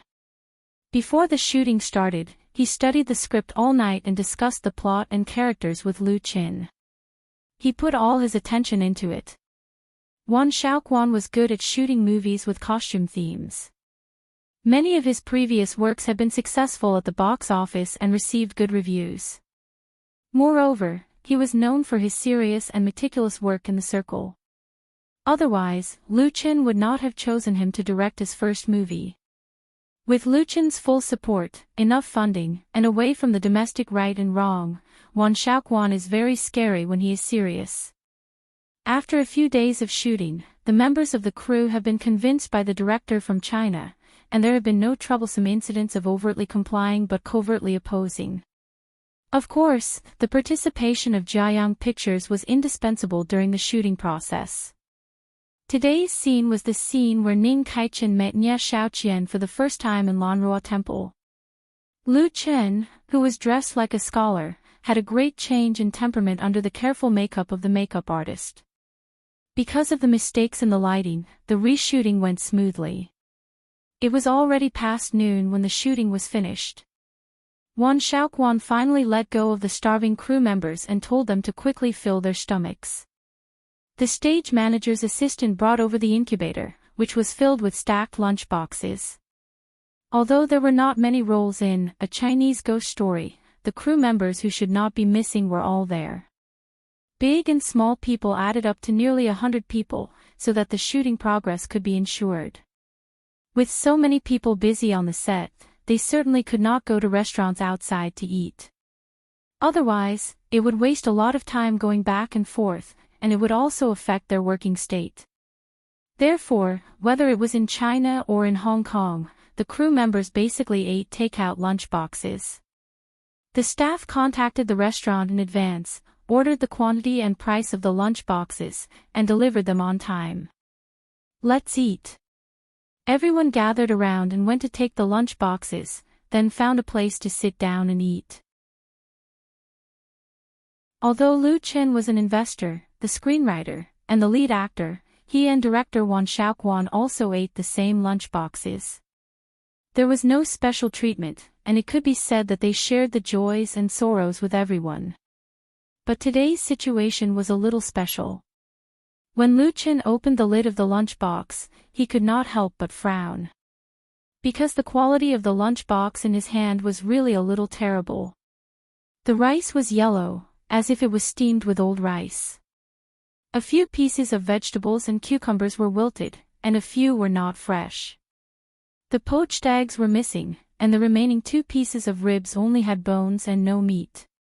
This lunchbox would probably be considered trash even if it was fed to a dog. What's going on? Today's lunchbox is so bad. Is it even edible? What's going on? It's all rotten. Hee, you guys eat, I'll just watch. Damn it. It was not only Lu Qin's lunchbox, but the rest were the same. The crew members all complained. Seeing such a scene, Lu Qin could not sit still. He stood up with a sullen face, waved at the assistant who was still distributing the lunch boxes, and said, "Please come here." The young assistant quickly put down the lunchbox, wiped his hands, ran over and asked, "Young Master Lu, what's the matter?" Lu Qin handed the lunchbox in his hand to him. "What do you think?" The assistant looked at the lunchbox, then looked at Lu Qin, and said awkwardly, "Young Master Lu, I don't know." Lu Qin twitched the corner of his mouth and said lightly, "Then invite Old Merchant over." Old Merchant was a staff member of the crew of A Chinese Ghost Story, a veteran in the circle sent by Jiayang Pictures. Logically speaking, under his management, such a thing should not have happened. There must be something wrong.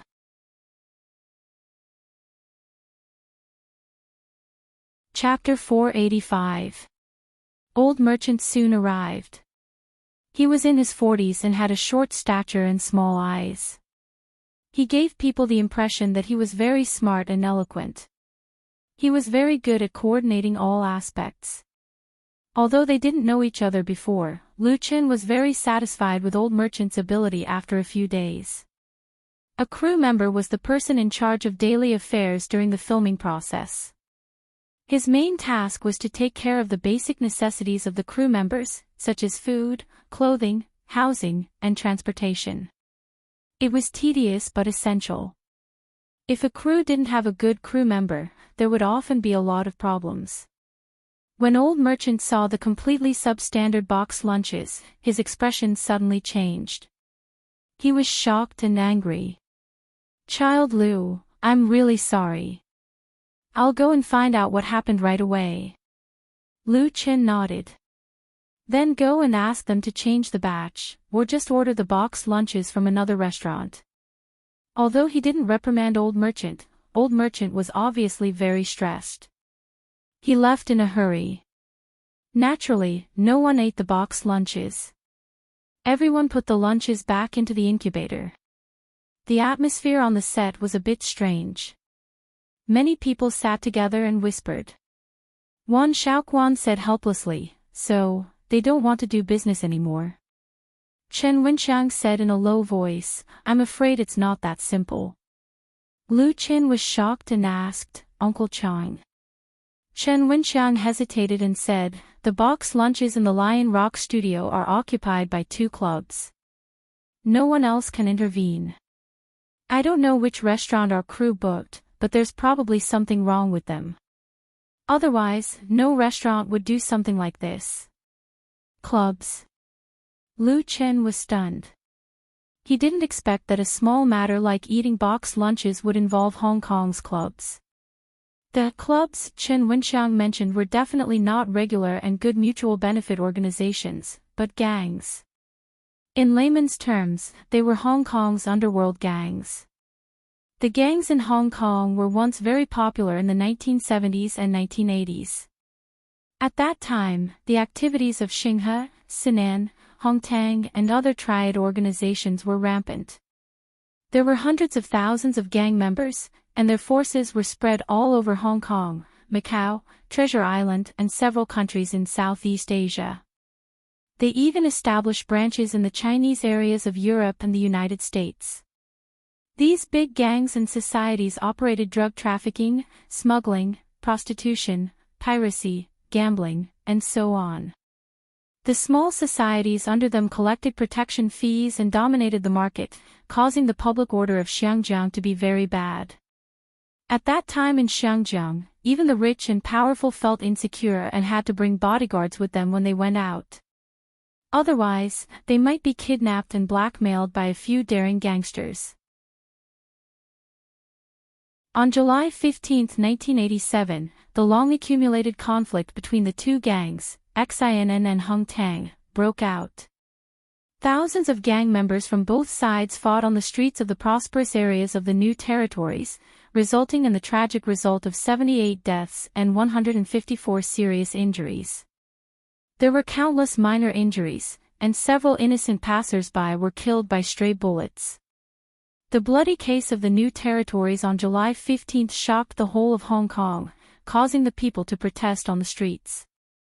It also prompted the Xiangjiang government to finally make up their minds to solve this cancer, and specially applied for help from the troops stationed in Hong Kong. In March 1988, in the crackdown carried out by the Xinjiang government, many triad organizations that had been rampant in Hong Kong for decades were uprooted. A large number of backbone members were either killed on the spot or arrested and imprisoned, which made countless people in Xinjiang applaud. At this point, the public order of Xinjiang had been fundamentally improved. However, the triad organizations that had great influence in Xinjiang society did not completely disappear. After the old gangs such as Xinghe, Sinan, and Hongtang collapsed, new gangs emerged again. However, these new gangs no longer brazenly engaged in illegal activities. They registered companies to engage in legal operations and secretly did some business. The members of the gangs no longer easily wielded knives and guns, and the means of making money were more hidden. They even hired lawyers as legal consultants. This kind of new gang was even more difficult to deal with. Dealing with them was undoubtedly a very troublesome thing. And the gangs in Xinjiang had deep entanglements with the entertainment industry. Many film and television entertainment companies had the background and power of gangs in the past. Although they were basically washed clean, they were still secretly connected. In just a few minutes, Old Merchant came back with 3 people. Old Merchant's face was very ugly. He introduced to Lu Qin, "Young Master Lu, this is Manager Jiang of Honghua Restaurant Management Limited. Our crew's lunchbox is ordered through Honghua Restaurant. Manager Jiang and the others have something to talk to us about." This Manager Jiang of Honghua Restaurant was a middle-aged man with the head of a mouse and the eyes of a mouse.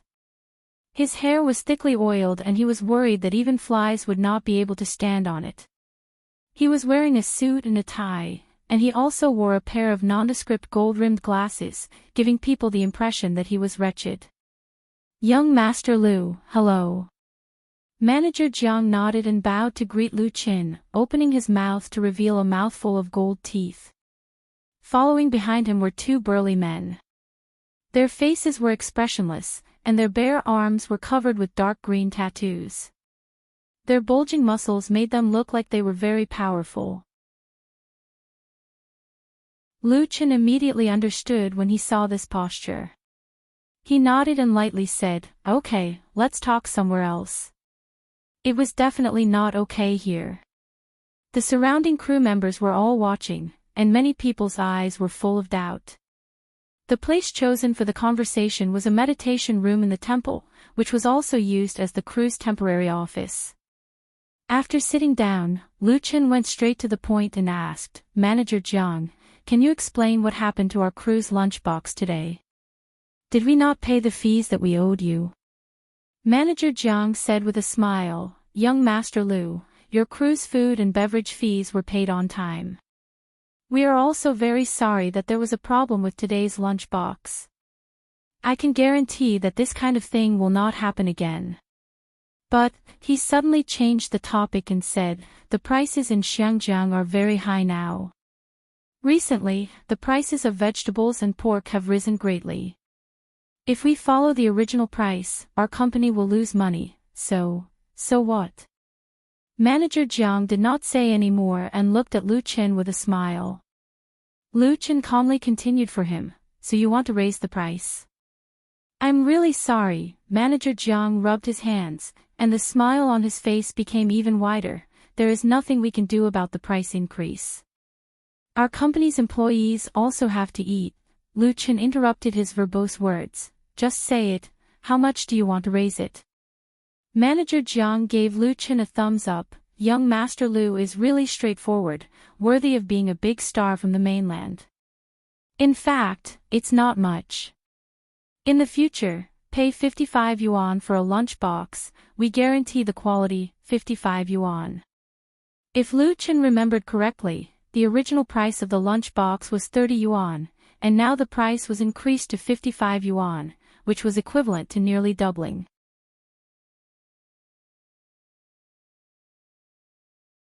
Chapter 486. The crew of A Chinese Ghost Story had nearly 100 members. If the temporary hired extras were added, there would be more than 100 people. Even if 100 people were counted, 2 meals a day would require a total of 200 boxed meals. Originally, 30 yuan per box, the basic cost of meals per day would be 6,000 yuan. Now that it had soared to 55 yuan, that was 11,000 yuan, they had to pay an additional 4,500 yuan. The scenes involved in this movie were basically all in the Lion Rock film and television base. In the case of no outdoor shooting, the crew would need to stay for at least a month, which meant that they had to pay an extra 100,000 to 200,000 yuan. Honghua restaurant was really black-hearted. According to the boxed meals from yesterday, it was at most 15 yuan in the mainland. If the quantity was large, they could still get a discount. Their profit itself was already very good. The prices in Xiangjiang were high, but not to this extent. Wan Shaoquan, who was sitting next to Lu Qin, couldn't stand it anymore. "You guys are..." Before he finished speaking, he was stopped by Lu Qin. Lu Chen's expression didn't change.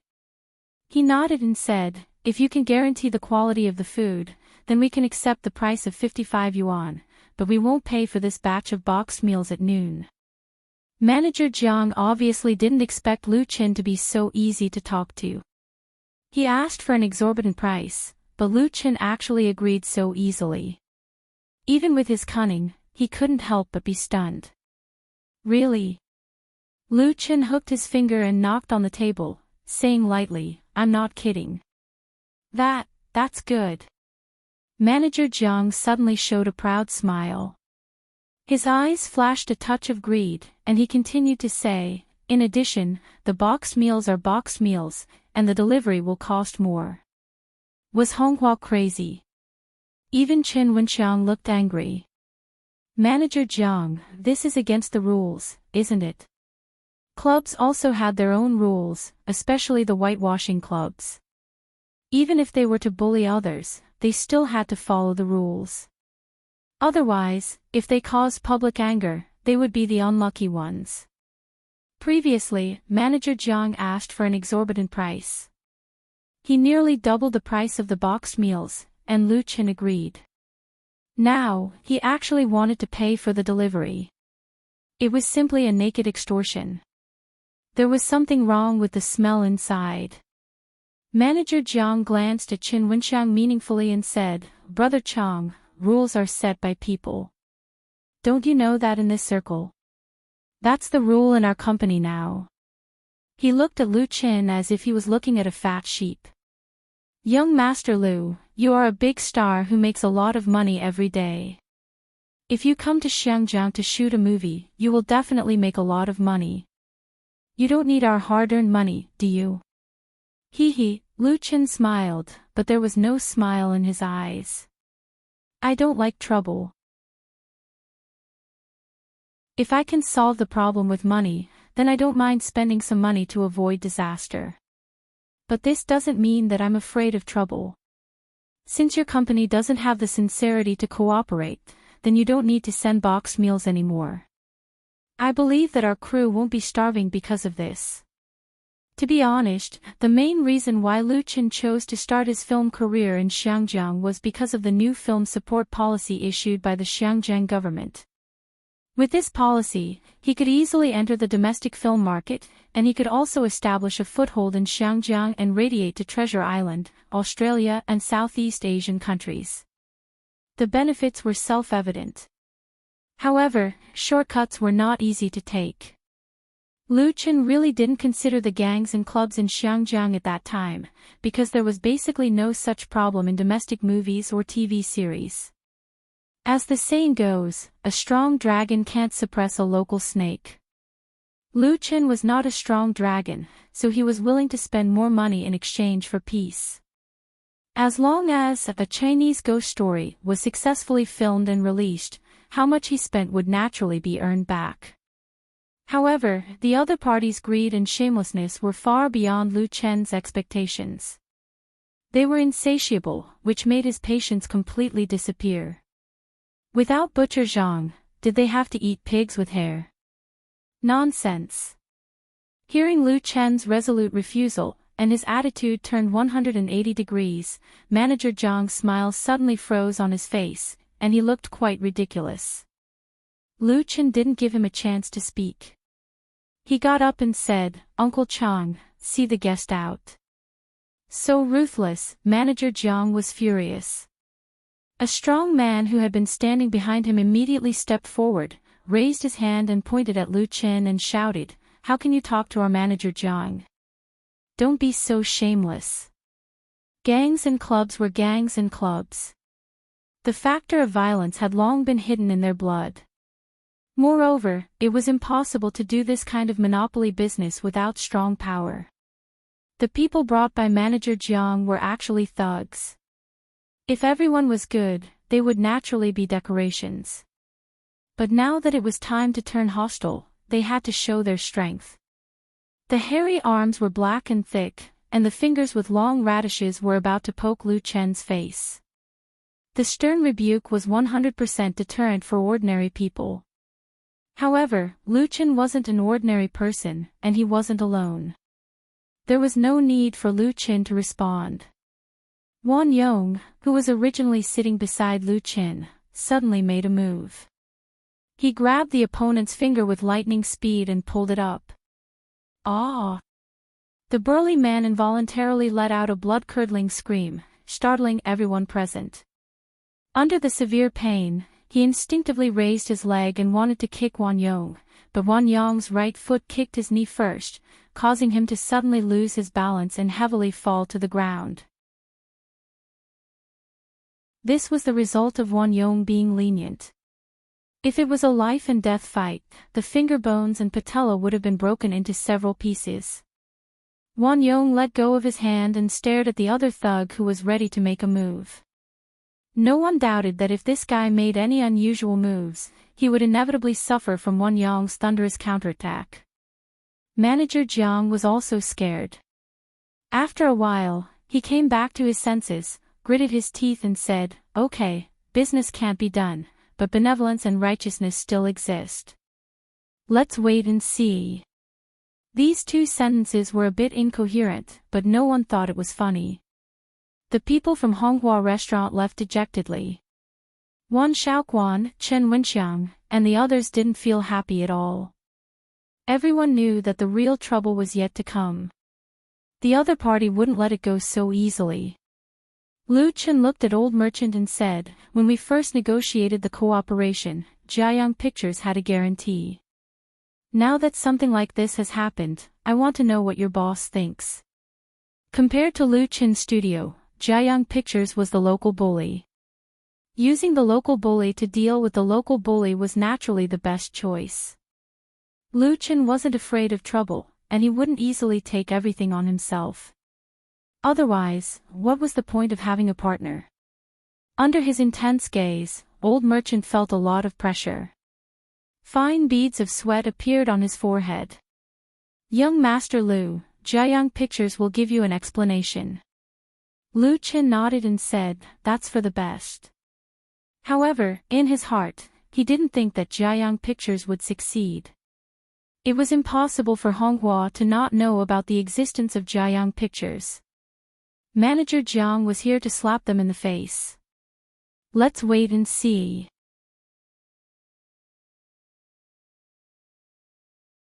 Chapter 487. After driving away Honghua's people, the hundreds of people in the crew of A Chinese Ghost Story still had to eat. This problem was easy to solve. Lu Chen asked Chen Wenxiang to drive to the nearest restaurant to buy lunch boxes. Honghua Catering couldn't monopolize all the big and small restaurants around Lion Rock Mountain, could it? He gathered the crew members and gave them a brief explanation, asking them to overcome their difficulties for the time being. Of course, the crew members expressed their understanding. Even if many of them were muttering in their hearts, they all supported Lu Chen, the real boss, on the surface. It was not a big deal to eat late. They wouldn't die even if they skipped a meal. By the time Chen Wenxiang came back with the lunch boxes and everyone finished eating, it was already 2 p.m. The crew of A Chinese Ghost Story was not large. Most of the staff were sent by Jiayang Pictures. The news spread quickly inside, so everyone basically knew what had happened. This made the people in the crew a little anxious. As a result, the shooting in the afternoon went wrong frequently. Wan Xiaoquan didn't know how many NGs he had made, which made him annoyed and his voice a lot rougher. Seeing this situation, Lu Chen decisively called it a day and asked everyone to go back to rest early. In order to calm people down, he also asked Chen Wenxiang to pay the crew a meal fee. The amount was not much, but it was considered a dinner fee, because the crew originally provided 2 meals for lunch and dinner. At the end of the day, Chen Wenxiang was careful and sent 2 more people to stay on the set to ensure safety. This was the trouble of offending gangs. If the other party played tricks on the set, it was possible that all the previous work of the crew would be wasted. After returning, Lu Chen gathered several important members of the studio together and discussed countermeasures at the same time of dinner. In this regard, the most experienced person was definitely Chen Wenxiang. He said, "I just called my friend to confirm it. The backer of Honghua Catering is Xing Yihou." At the end of the 80s, the triad organizations in Xiangjiang were severely attacked by the government. The 3 major gangs, Xinghe, Sinan, and Hongtang, collapsed. However, a centipede died but did not die, and many new gangs were re-established on the basis of the 3 gangs. Xingyi Hall was one of them. The Jiang family that established and controlled Xingyi Hall was quite famous in Xiangjiang. On the surface, the businesses they operated involved real estate, finance, import and export trade, catering and so on. The eldest of the Jiang family was called Jiang Tai. He was shrewd and valiant, and his business methods were rather ruthless. He married 5 wives and had more than 10 children. Among them, his 5 sons were known as the 5 tigers in the Victory Hole. The general manager of Honghua Restaurant was Jiang Tai's 3rd son, Jiang Qinghua. In the industry, Jiang Qinghua's reputation was quite good, so Chen Wenxiang was very puzzled by Honghua Restaurant's tricks against the crew of A Chinese Ghost Story, because it was against the rules. "I've already asked a friend in the industry to investigate and see what's going on." Chen Wenxiang continued, "We have no grudge against Jiang Qinghua. If Jiayang Pictures is not in trouble, then someone is trying to deal with us through Jiang Qinghua." Chen Wenxiang first suspected Jiayang Pictures when something like this happened. He didn't know Jiang Qinghua at all, and he had never offended the Jiang family. Needless to say, Lu Chen had only been in Xiangjiang for a few days. Jiang Qinghua couldn't suddenly go crazy and cause trouble for them for no reason. As for Jiayang Pictures, it was hard to say. The history of Jiayang Pictures could be traced back to the 1980s. At that time, the gangs in Xiangjiang were very powerful, and they had a great influence on the film and television entertainment industry. If a film and television entertainment company did not have the background or relationship with a gang, it would be impossible for it to survive. At this point, who could guarantee that there weren't any old grudges left behind? In addition, there was Zhou Yi, the behind-the-scenes boss of Jiayang Pictures. He had been doing business in Xiangjiang for so many years, and he was so smart that he must have offended a lot of people. All of these could cause trouble for the crew. Wan Xiaoquan frowned and asked, "Then what should we do?" He wouldn't encounter such a thing when he was filming in China. What happened today made him feel very bad. He originally wanted to shoot the movie seriously, but he didn't expect that there would be new problems as soon as they started. Lu Chen said, "I've already asked Jiayang Pictures to give us an explanation. Our shooting plan should not be changed for the time being. Tomorrow's lunch box will be bought by Brother Zhang outside. It won't be troublesome if there are people and cars." Although that was what he said, everyone knew that things would not be so simple. Honghua hadn't achieved his goal, and it was impossible for him to stop. However, in the current situation, he could only take one step at a time and deal with the situation as it came. Wan Xiaoquan and Chen Wenxiang looked at each other and nodded. Ring, ring, ring.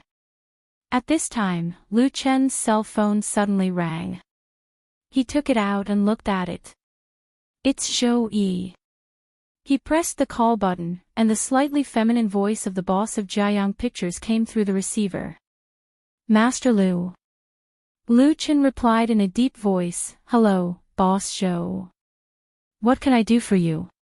Even a clay figurine had some anger. When they first cooperated, Jiayang Pictures promised that they would be able to finish filming A Chinese Ghost Story smoothly. Other than the filming and production, they would be able to take care of everything else. Everyone had seen the result. Thinking of the half a day wasted and the emotional turmoil in the crew, how could Liu Chen not be angry? Through the microphone, Liu Chen seemed to be able to see the bitter smile on Zhou Yi's face at this moment. "Young Master Liu, you're treating me like an outsider. I already know what happened today. The problem is very big. Can we talk face to face?" Liu Chen thought for a moment and asked, "When?" "Zhou Yi, let's do it now. Is it convenient for you?" Liu Chen, "Sure."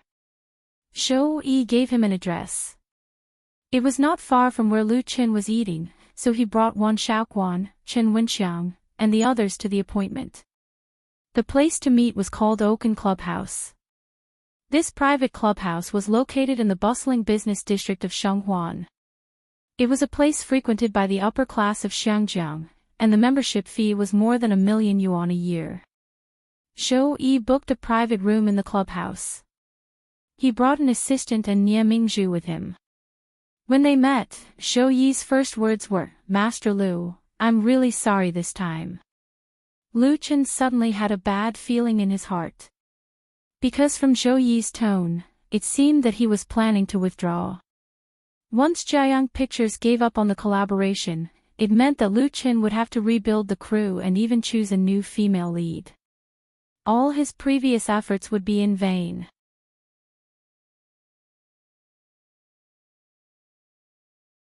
Chapter 488. People who knew and understood Zhou Yi thought that he was a real businessman. Businessmen valued profits over friendship. A real businessman often had great courage in the face of rich interests and dared to challenge the rules. Now that trouble had just appeared, Zhou Yi actually wanted to retreat, which really surprised Liu Chen. In this cooperation between the two sides, Liu Chen has given up a large part of the benefits. He is very confident about the box office of A Chinese Ghost Story. This work, which is regarded as a classic in the dream world, will inevitably shine its due light. The 30 million production cost was very likely to bring several times or even 10 times the profit. Of course, Zhou Yi definitely did not know the origin of A Chinese Ghost Story, but it was impossible for him to be ignorant of Liu Chen's influence and appeal in the mainland. Otherwise, he would not have actively promoted the cooperation. So what made him give up? Liu Chen was prepared for the worst in his heart. He said calmly, "Mr. Zhou, you're exaggerating. Let's sit down and talk slowly." They all knew each other, so there was no need to introduce each other and greet each other politely. Everyone sat down together. Zhou Yi personally picked up the teapot and poured a cup of hot tea for Liu Chen. He sighed and said, "Child Liu, you must be suspecting that Jiayang Pictures or I have a grudge against Xingyi Hall, which is behind Honghua. But I can tell you frankly that I have never offended anyone from the Jiang family. If it's just the boss of Honghua, Jiang Qinghua, I'm not afraid. But his father, Jiang Tai, I don't even have the right to talk to him as an equal. It's not a problem with Jiayang Pictures?" Liu Chen was stunned. What was going on? Zhou Yi obviously understood what he was thinking and continued, "I've already asked someone to find out what's going on with Jiang Qinghua. I believe there should be accurate information in the next 2 days. And according to my guess, the boss of Jiayang Pictures hesitated for a moment, but he did not say anything. Liu Chen smiled faintly and said, "Mr. Zhou, if you have something to say, just say it. It doesn't matter even if your guess is wrong." Zhou Yi smiled and said, "I'm guessing that Honghua wants to take a stake in this movie. I heard that Jiang Qinghua recently has plans to set up his own entertainment company and enter the film industry. But in the current situation, it's not easy for him to find a suitable partner, so you chose my movie as your stepping stone? Lu Qin immediately laughed. I'm just a newcomer from the mainland. In his eyes, I'm a fat sheep, right? Zhou Yi's expression was a little awkward, obviously agreeing with Lu Chen's words. This is just my guess. The real situation still depends on the other party. Lu Chen pondered for a moment. He tapped his fingers on the table and asked, If Honghua really wants to invest and I agree, what are your plans, Boss Zhou? Zhou Yi replied without hesitation, then I'll withdraw. I can't afford to offend the Jiang clan. His answer was very straightforward, directly admitting that he was afraid. Lu Chen understood what he meant. What if I don't agree? Zhou Yi's answer was still straightforward.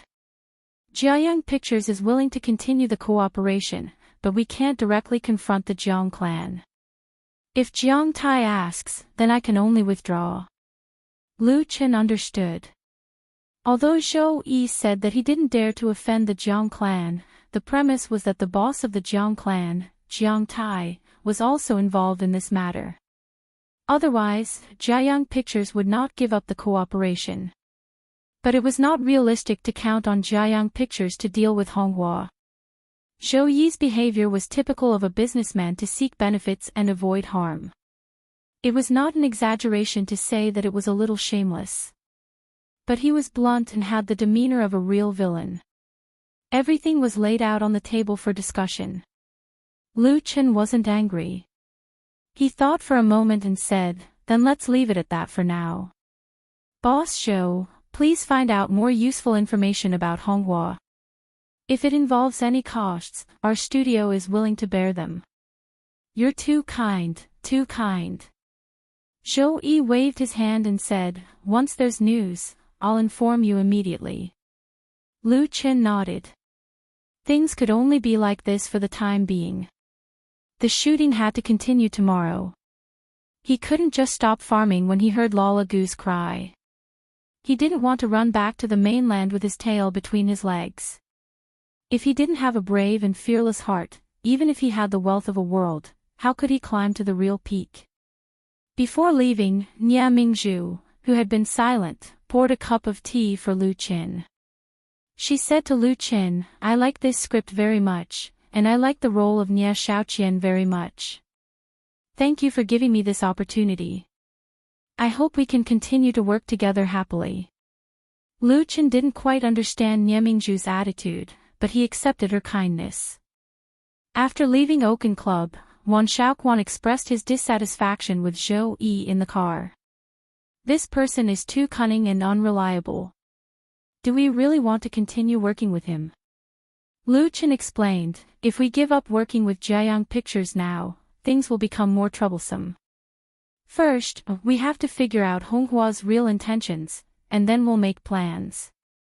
It was good that Zhou Yi had made things clear. When the time came, Lu Chen would be justified in kicking them out. Most importantly, in the conversation just now, Lu Chen felt that Zhou Yi had a trump card. He wasn't afraid of the Jiang family as he had said, and it seemed more like he was testing Lu Chen's attitude. As a result, the next day, something happened at the Fane Temple film set in Lion Rock Studio. Someone had thrown 2 dead cats into the set, and they were unlucky black cats. The necks of the cats were broken. They must have been thrown in secretly in the early hours of the morning, Wan Yong said to Lu Chen, who had just arrived at the set. I asked Xiao Chen to take care of it. I didn't tell anyone else. This was purely a disgusting method. The other party didn't steal or rob, but deliberately did something to disgust people. It was useless to call the police. The Xinjiang police wouldn't take such a small matter seriously. Moreover, after calling the police, it would be easy for the paparazzi to take photos and put them on the media. It would only have a greater impact on the crew. Lu Chen listened to Qin Wenxiang's advice and asked him to secretly control the news and not spread it. Lu Qin was very glad that he had arranged for 2 more people to be stationed at the set last night. Otherwise, if there were loopholes in the management, it would be easy for the other party to take advantage of them, and they might cause even more damage. However, what he didn't expect was that before noon, the news of the dead cats being thrown on the set had spread among the crew. Everyone had a strange look on their faces, and many of the crew members were absent-minded. The shooting process was also not smooth. In the afternoon, someone proposed to quit the crew.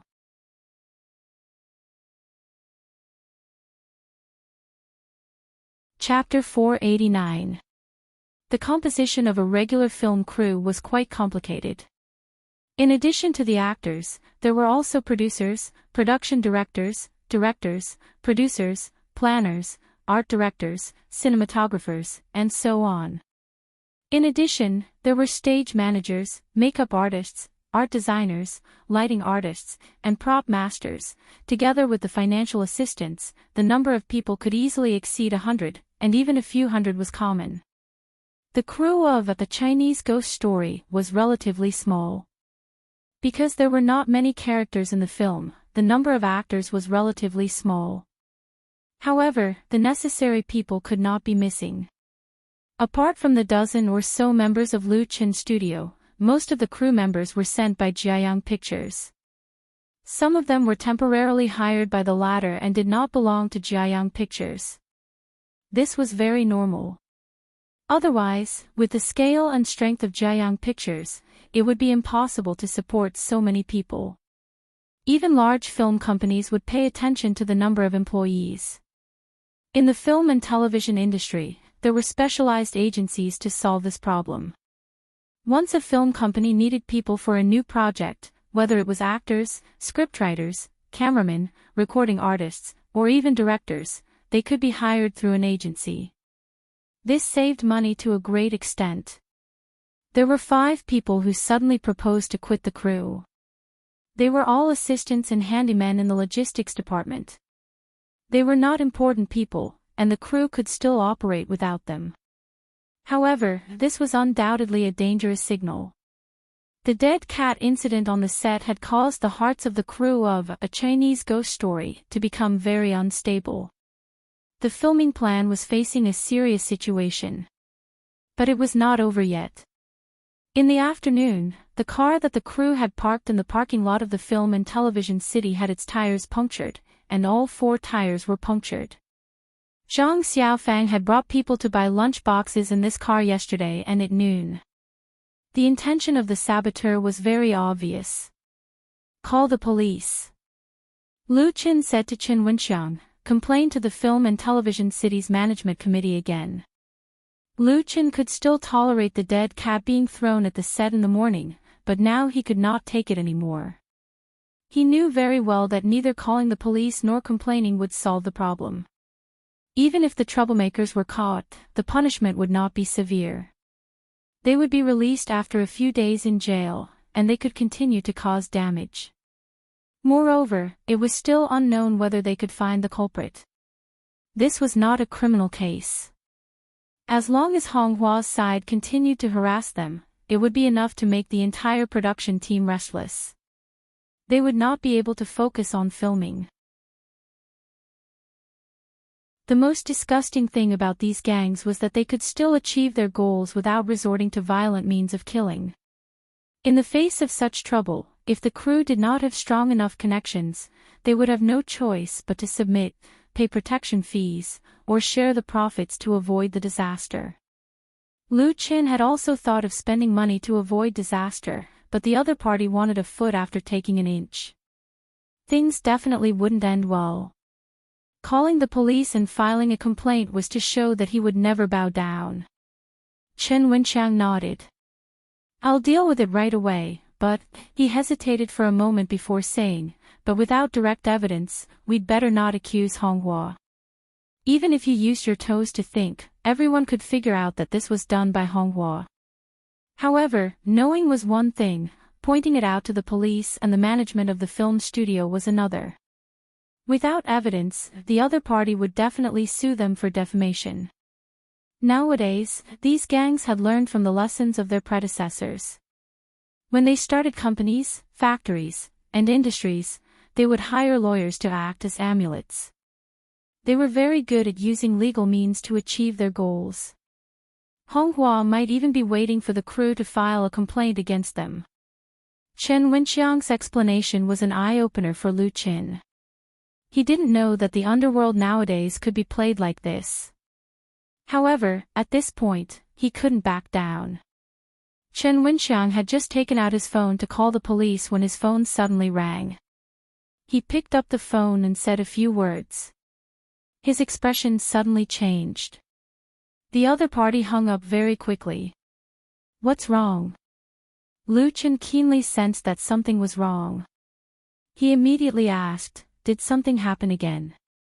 Chen Wenxiang nodded with a bitter smile and replied, Lu Jiahui is not acting anymore.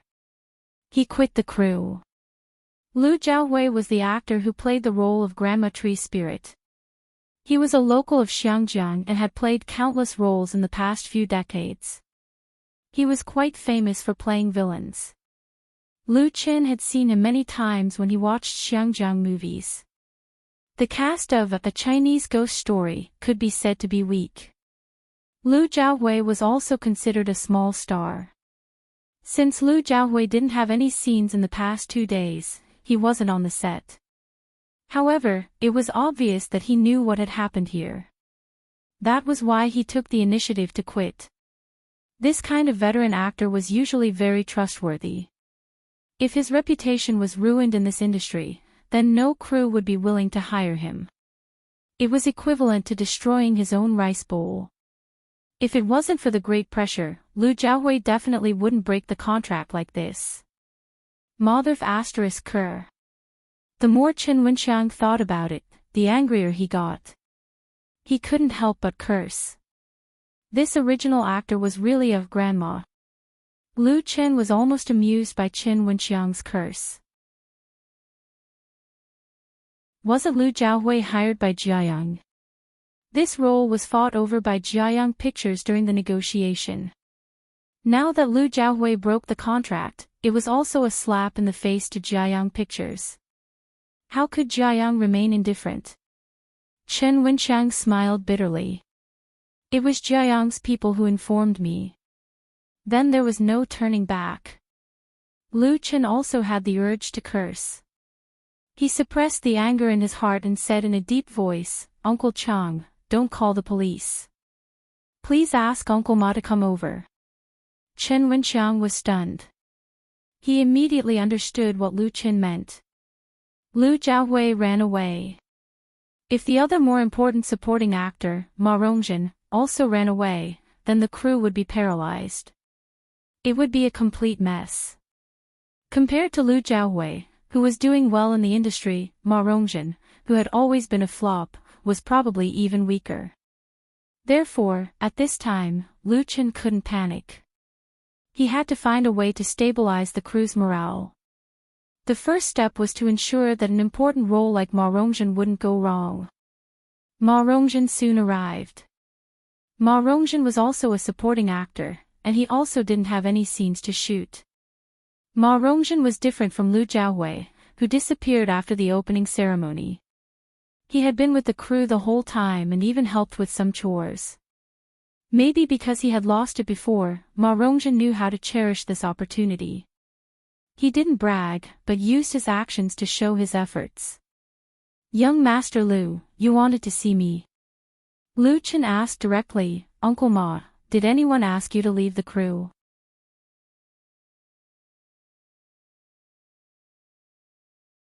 Chapter 490. Although Ma Rongjin was in dire straits now, he had been in the entertainment circle for many years and was experienced. Therefore, he understood what was going on when he heard Lu Qin's words. No. He replied firmly, even if there is, I will never leave the cast unless young Master Lu asks me to. Lu Qin and Chen Wenxiang looked at each other and saw a trace of relief in each other's eyes. If Ma Rongjin also ran away, it would be really troublesome. Lu Qin was relieved and said with a smile, that's good. Don't worry, I definitely won't let you go. Let's work hard together and make this movie a good one. The character of this veteran actor was undoubtedly trustworthy. Ma Rongjin asked with concern, Master Lu, does Lu Jiahui not want to make the movie? Lu Chen and Qin Wenqiang were both stunned. The latter asked in surprise, Brother Rongjin, how did you know?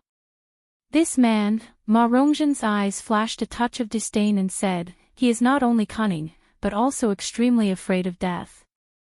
If someone casually threatens him, he will definitely shrink back. There is nothing strange about it. It could be seen that Ma Rongjin despised Lu Jiahui very much.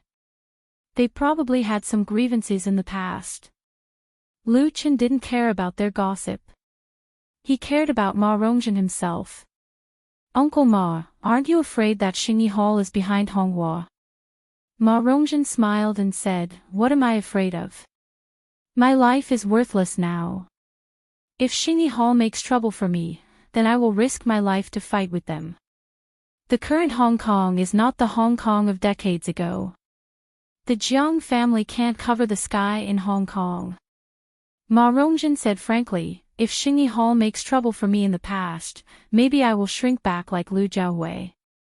But now I'm really not afraid of anything. My wife and children have long run away, and I am the only one left at home. If they are not afraid of causing public anger, then they can do whatever they want. If Jiang Qinghua dares to ruin my life, I will dare to lie in front of his father's door with my mother. Let's see who will lose face. Lu Chen was a little speechless, but he was finally relieved about Ma Rongjin. Still, you have to pay attention to your safety. Be careful of their dirty tricks. Ma Rongjin smiled. Young Master Lu, I don't think they will chase me away. I don't have a good reputation in the industry. Box office poison. Lu Chen suddenly remembered Ma Rongjin's nickname and laughed involuntarily. Ma Rongjin sighed and said, actually, when encountering such a situation, the best solution is to find a big shot.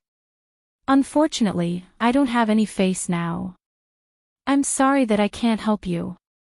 You can't say that. Lu Chen shook his head and said, Uncle Ma, you're helping me by insisting on staying in the crew. Although the crew was facing constant troubles, the filming work could not be interrupted because of this, otherwise the loss would be great. Lu Chen did not hold back any of those who chose to quit the cast.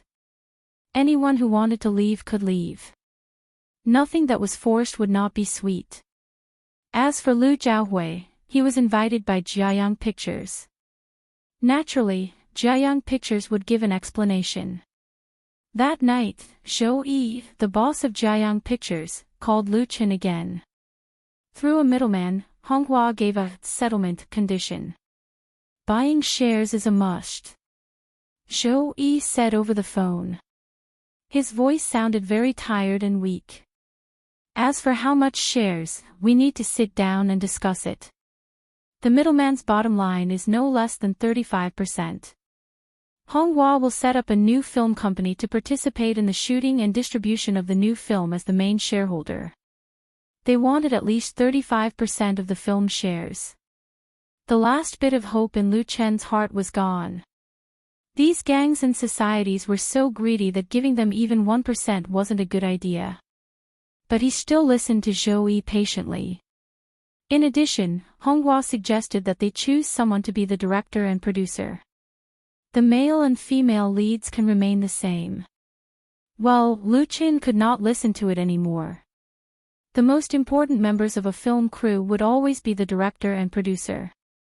Sometimes the two might be one, but most of the time, they jointly controlled the fate of the film.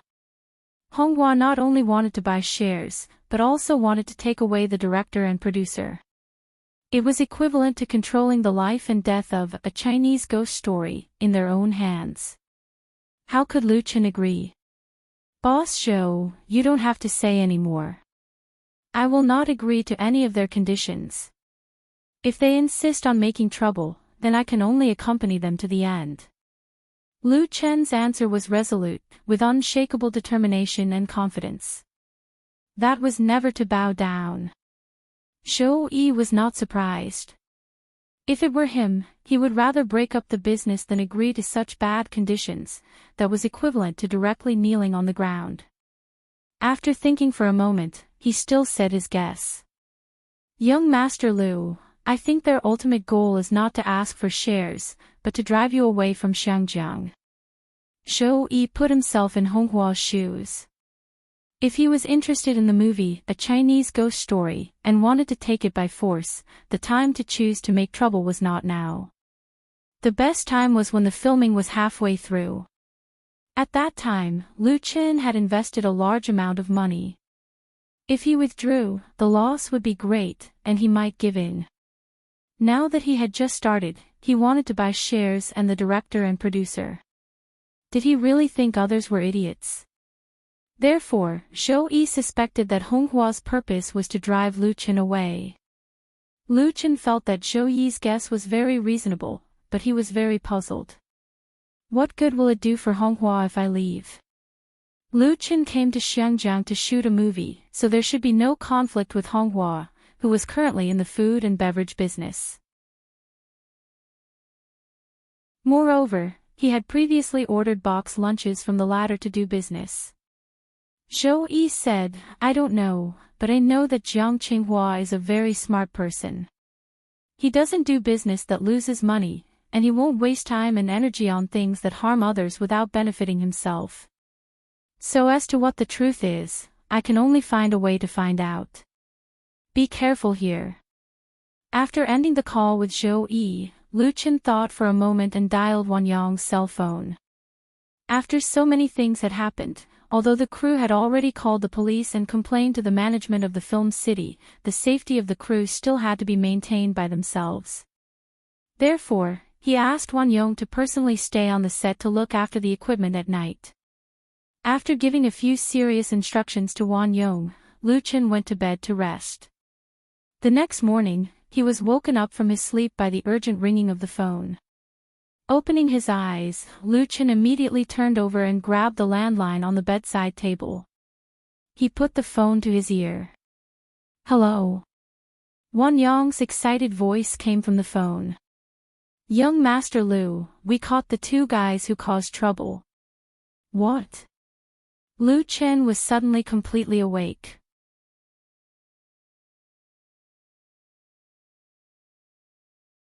Chapter 491. In the early morning of yesterday, someone threw the dead cat into the Fein Temple set, which made Wang Yong angry. Lu Qin did not blame the people in charge of guarding the set, because the set was so big, and without any monitoring equipment, the people who stayed behind could only guard the important equipment, and could not prevent this kind of malicious behavior. But Wang Yong felt ashamed. Because the people guarding the set were several members of the Liu family squad, who were also his subordinates, he felt that he was responsible for such a thing happened. Wang Yong was not an ordinary person. He had been in the army for many years, and had already honed an extraordinary skill, and also mastered special military skills, but after retiring from the army, there had been no place for him to use them. Now that such a situation had happened, Wang Yong certainly could not tolerate a few people from the gangs, who unscrupulously caused trouble under his eyes, so last night he personally led a team to guard the set. And after discussing with Lu Qin, he also bought a set of simple local monitoring equipment and set it up. Once this former elite in the army became serious, a few petty thieves were completely not enough. They were also caught in the early morning of this day, and they were caught red-handed. Just two little yellow-haired boys. Wang Yong said proudly, I used a little means to deal with them, and they all confessed. They are the henchmen of Honghua, usually responsible for delivering lunch boxes, and so on. They sent us 2 dead dogs and a bucket of dog blood, trying to pollute our set. Not only did they throw the dead cat away, but they also sprinkled dog blood. Lu Qin finally saw the shamelessness and filth of this kind of gang. He asked, did they get hurt? Xiangjiang was a place of law, and it was the Anglo-American legal system, so there were a lot of lawyers, and trivial matters often had to be solved in court.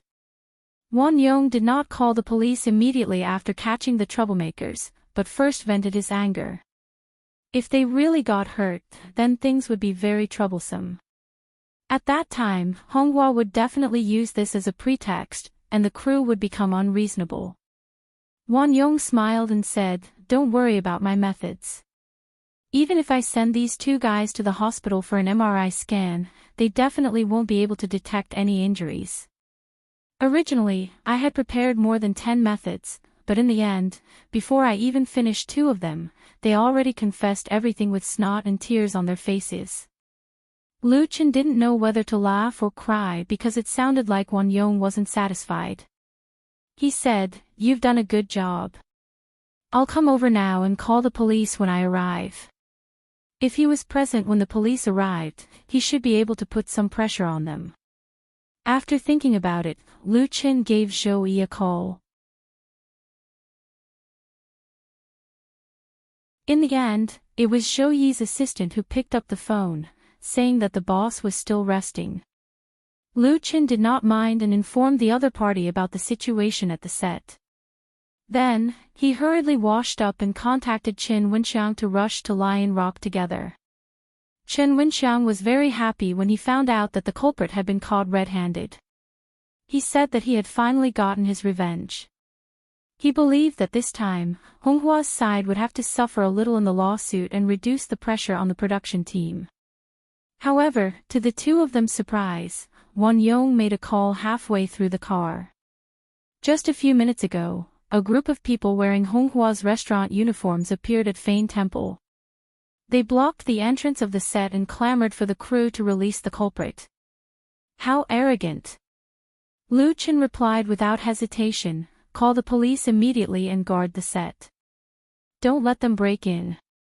Uncle Chang and I will be there in 10 minutes. Won Yong said, "Don't worry, the people here are all good.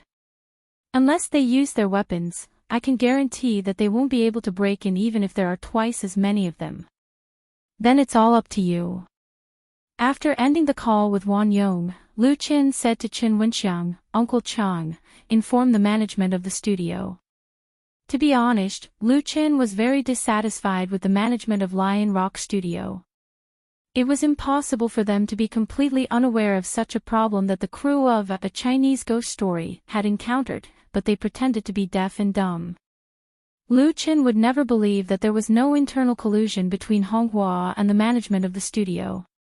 It was nothing more than taking advantage of the fact that he was an outsider. But even though he was angry, Lu Chen still had to do what he had to do. No matter what the management's reaction was, he had to clearly express his attitude. The Mercedes-Benz MPV carrying the two of them sped up. Zhang Xiaofang displayed his driving skills without saying a word. The distance that would normally have taken 10 minutes to complete took only 5 minutes to reach the destination. After parking the car in the parking lot, the three of them hurried to the set. From afar, they saw a group of people surrounding the gate of Fein Temple, confronting Won Yong and several crew members. The police had not arrived yet, and the people from the studio were nowhere to be seen. However, there were a few paparazzi sneaking around with cameras in their hands. They were probably hired by Honghua. There were about 20 or 30 people surrounding the set. They were all very young and wore blue uniforms with the Honghua restaurant logo printed on them. They looked very arrogant. "Release them immediately, or don't blame us for being rude. Brothers, the mainlanders have detained our brothers. Can we agree? Release them. Apologize. Pay up. What bullsh** T crew is this? You snatched our jobs and captured our people. I'll fight you today. Go back to the mainland." Most of these people from Honghua were barehanded, but there were also a few who were holding baseball bats. As early as the 70s and 80s, when the gangs in Xiangjiang were at their strongest, the fights between the major triad organizations were extremely fierce, and people were often killed. At that time, machetes and daggers were a necessity for everyone. Pistols and even rifles had appeared in gang fights. At that time, ordinary people in Xiangjiang felt insecure. They were afraid that they would be stabbed or eaten by a stray bullet while walking on the street. Some gang members were simply unreasonable and dared to kill people over trivial matters. This kind of social reality was also reflected in Xiangjiang's movies and TV series. Gangster movies were popular at that time, and the protagonists in the movies were often members of gangs. The deliberate whitewashing and flattering of the protagonists affected countless young people in Xiangjiang. After several severe attacks, these violent gangs had already disappeared. Later on, the rising gangs would put on a layer of legal armor and would no longer fight and kill at every turn. Moreover, the Xiangjiang government had extremely strict control over firearms and controlled knives. Once violated, they would be severely punished. No one dared to openly go on the streets. But a dog can't stop eating **t. As the most direct and effective method, the factor of violence had long been deeply ingrained in the bones of the gang members. Many times, they would still flaunt their strength. Of course, controlled knives and firearms were definitely not allowed to be used. If they were used, it would be a taboo. Therefore, the hard and easy-to-use baseball bats became the best weapon for these people. It was not against the law to hold a baseball bat, but when they hit people, they were still fierce and full of deterrence.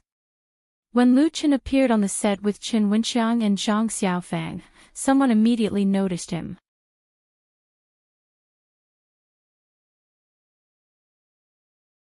Chapter 492. That's him. He's the celebrity boss from the mainland. Stop him, don't let him run away. Let our brothers come out. Hurry up. Several of Honghua's men recognized Lu Qin at the first moment. As if they had found a treasure, they quickly surrounded Lu Qin while shouting and shouting. Each of them had an ominous glint in their eyes. One of them was a young man with a flat-top haircut. There was a dark blue tattoo on his neck. He held a wooden baseball bat in his hand. He rushed to Lu Qin at the fastest speed. As he rushed, he cursed, "Bastard, how dare you detain my brother? Go to hell." At the same time, he raised the baseball bat in his hand high. The bat was shiny and reflective in the morning sun, which was very deterrent. Seeing that the situation was not good, Zhang Xiaofang immediately rushed to protect Lu Qin. Lu Qin reached out to stop him and said in a deep voice, "You protect Uncle Chang. I'll deal with him." While speaking, Lu Qin did not stop and rushed to the other side without showing any weakness. The young man with a flat-top haircut was very surprised.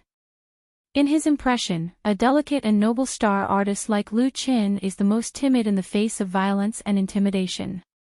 He believes that as long as he puts on a good posture, he can definitely scare Lu Qin to the point of wetting his pants. Then his goal would be achieved. However, what the young man with a flat-top haircut never expected was that in the face of him and the baseball bat in his hand, not only did Lu Qin not show the slightest fear, but he also put on a posture to fight. This is not right. The young man with a flat-top haircut didn't really want to hit Lu Qin, because if he really hurt someone, especially a celebrity from the mainland, the consequences would be absolutely serious. Even his boss might not be able to protect him. The Hong Kong government's crackdown on violence was very strict, not to mention that the victim was a celebrity. However, if the young man with a flat-top haircut chose to retreat at this time, he would lose his face.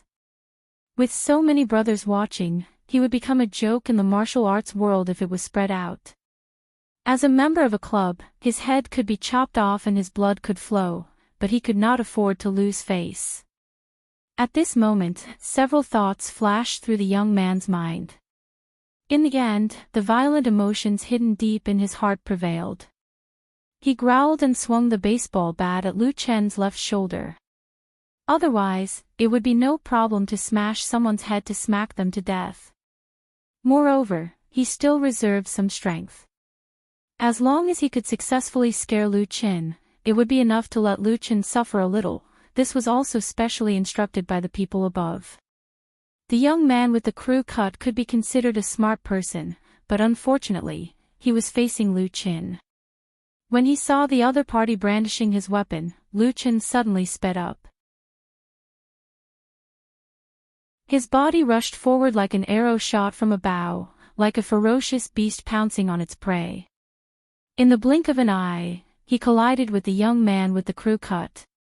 At the moment of collision, Lu Chen turned his body sideways and rammed the back of his shoulder into his opponent's chest. Bang! Accompanied by a dull, low sound, the young man with the crew cut flew out involuntarily, as if he had been hit head-on by a raging bull. He collided with a few of his companions behind him, and instantly became a gourd rolling on the ground. Ah! Screams, cries of pain, and the sound of bodies colliding intertwined, causing the other people of Honghua to be stunned. What was going on? The result of the collision was too unexpected, and they felt that their common sense had been subverted. Many of these street gangsters chased after celebrities, but they never thought that the awe-inspiring actors and actresses in the movies and television had real skills. For people like them, if they had a machete in hand, it would not be a problem for them to chop down 18 or 19 kings and queens. The young man with the crew cut was a small leader of Honghua, and he was a very combative member of the club. Although he did not hold a machete in his hand, his baseball bat was not to be trifled with. However, in just one round, the young man with the crew cut was KO'd by Lu Chen, and even the others were unlucky. This did not make sense. Don't even think about escaping. While everyone was still in a daze, Won Yong, who was stationed at the entrance of the film set, rushed out with a group of crew members. They didn't have many people, and there were only a mere 8 of them including Won Yong. But when faced with an opponent that was 3 to 4 times their number, they were like a group of ferocious tigers that had descended the mountain and brazenly slaughtered their way into a pack of wolves. Last night, most of the Lu family squad that Lu Chen had arranged to stay at the film set finally revealed their sharp fangs. All the members of the Lu family squad were retired military personnel, and they were good at grappling and close combat. Furthermore, they had undergone strict training, and were on a completely different level from Honghua's gangsters. Their previous forbearance was only to wait for Lu Chen's arrival.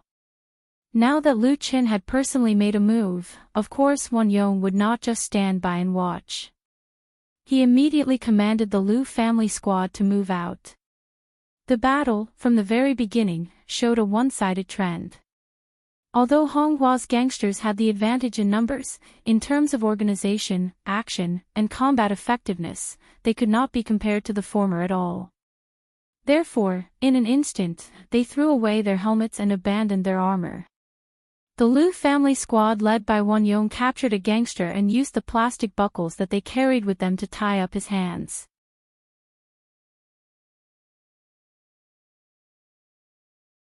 There were also gangsters who tried to resist, but the result of resistance was even worse. They were punched heavily in the stomach or thrown to the ground, suffering greatly. This was the result of the Lu family squad deliberately controlling their strength. Otherwise, if they were to fight to the death, half of them would be completely lying on the ground within half a minute, never to get up again. The few who dared to resist were all defeated. Seeing their companions being taken care of one by one, the others were scared out of their wits. They threw down the sticks in their hands and ran away like rats. It was really embarrassing to the extreme. At this moment, the paparazzi who were squatting not far away were extremely excited. They raised their respective long and short cameras and took pictures of the scene, for fear of missing a wonderful scene. Of course, Lu Chen saw it, but he had no intention of interfering. Today's counterattack was completely justified, and he wasn't afraid even if it was brought to court. What he needed was a hearty victory like this to establish his prestige and reputation. Otherwise, he would only be tired of dealing with Honghua's endless sinister tactics and be at a complete disadvantage. When it was time to make a move, Lu Chen would rather go back to the mainland if he had to be cautious and indecisive in every matter. Woo-woo-woo, the heart-palpitating sound of police sirens came from afar, telling everyone that the police had arrived. Interestingly, the gangsters who were put on the ground breathed a sigh of relief. Since the police were here, they were not in any danger.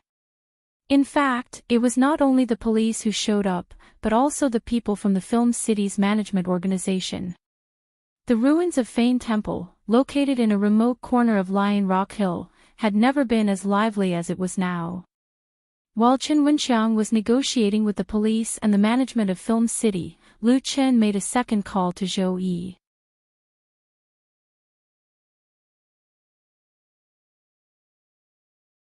Chapter 493. This time, it was Zhou Yi who answered the phone. He said in a deep voice, "Young Master Lu, I'm on my way. I'll be there in a few minutes at most." Zhou Yi was a very shrewd businessman, and in many cases, shrewdness could also be interpreted as cunning. When it came to dealing with Honghua, Zhou Yi was very cunning and was unwilling to share the pressure for Lu Qin. But now, his attitude was impeccable. As a well-known businessman in Shangjiang, Zhou Yi's strength and status could not be compared with the top tycoons. He was not an ordinary rich man, and he had a considerable status. His coming to the set in person was undoubtedly another sign of support for Lu Qin. Lu Qin was too lazy to guess what Zhou Yi was thinking. He first briefly described what had just happened on the phone, and finally said to Zhou Yi straightforwardly, "Boss Zhou, I'm going to hold a media conference immediately to clarify the truth of the matter to the media and the public, and denounce Honghua's bad behavior at the same time. I want to know, how many influential media can you help me invite now?" Lu Qin emphasized the word influential. He believed that Zhou Yi understood what he meant. Of course, Zhou Yi understood that Lu Qin was going to fight with Honghua. And if Zhou Yi came forward to invite important media reporters, it meant that he was firmly tied to Lu Qin's chariot. It was impossible for him to waver like before, and he had to clearly support Lu Qin. Young people nowadays were really amazing. Zhou Yi was silent and also thinking. However, Lu Qin did not let him delay, and said very bluntly, "Boss Zhou, if you can't do it, then you don't have to come." This was Lu Qin's last ultimatum. If he wanted to continue to cooperate, then he had to show a cooperative attitude. Otherwise, everyone would break up. Zhou Yi sighed and said, "Give me half an hour." Of course, he did not want to directly go against the Jiang family. A moment of pleasure would not help his business at all, and it would cause unnecessary trouble instead. Zhou Yi did not like trouble. What he liked was to earn money easily and quickly. However, in the current Shangjiang, it was already very difficult to make money. The competition in the industry was extremely fierce. Even 1% of the profit might require 100% of the effort, and even a little bit of effort would cause one to lose everything. That was why Zhou Yi had acquired Jiayang Pictures to invest in multiple areas. He did not want to put all his eggs in one basket. Zhou Yi was also very optimistic about Lu Qin's movie project. Based on his serious understanding of Lu Qin, he realized that this young man, who had debuted in the country less than 2 years ago, had already created many miracles. Those who followed Lu Qin, trusted Lu Qin, and supported Lu Qin had all received generous rewards. Because of this understanding, when faced with a choice, Zhou Yi placed all his chips on Lu Qin. Of course, he also had a trump card. A smile finally appeared on Lu Qin's face, and his tone became gentle. "An hour is fine. The press conference is scheduled to be held at 9:30. I have prepared the materials here." After making up his mind, Zhou Yi immediately showed the decisiveness that a real businessman should have. Okay. The matter of holding the press conference was officially settled. As soon as Lu Qin ended the call with Zhou Yi, Chen Wenxiang came to him with a policeman. "This is our boss, Mr. Lu Qin." Chen Wenxiang introduced, "This is Sergeant Fang from the Kowloon Tang police station." "Hello, Sergeant Fang." Lu Qin immediately took the initiative to extend his hand to him. "Thank you for your hard work." Sergeant Fang was a tall and thin middle-aged man. He shook hands with Lu Qin and said, "Hello, Mr. Lu Qin." The Lion Rock Film and Television City is within the jurisdiction of our police station. It is our duty to protect the safety of the filming crew. It's a pity that such a thing happened. We will increase the intensity of our patrols in the future. Lu Qin said with a smile, "Thank you." Sergeant Fong nodded. His eyes swept over Wan Yong and the other members of the Lu family squad, and he said casually, "The people in your crew are very good at martial arts." It was more than good. Of course, Sergeant Fong was very clear about the background of the mastermind of the disturbance, Hong Hua. He had even heard rumors that Hong Hua was dealing with a crew from the mainland, so he had been mentally prepared for what would happen today.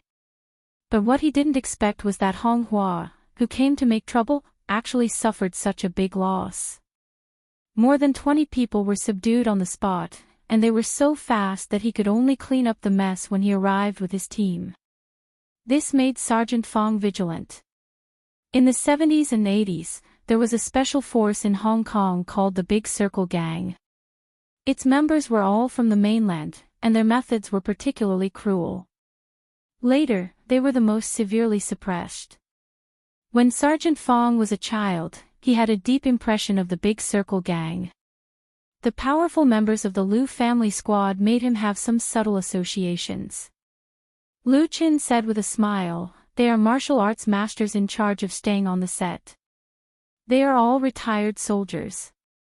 Fortunately, they are. Lu Chen's words were meaningful. Hearing the word soldier, Sergeant Fong's pupils suddenly shrank, and his expression instantly froze. The soldiers of the Republic had a special deterrent power to the people of Hong Kong. After Hong Kong returned to the mainland, there had always been a garrison in Hong Kong. Later, when the Hong Kong government took action to crack down on the evil forces, the garrison participated in it, and their outstanding performance made the whole world look at them.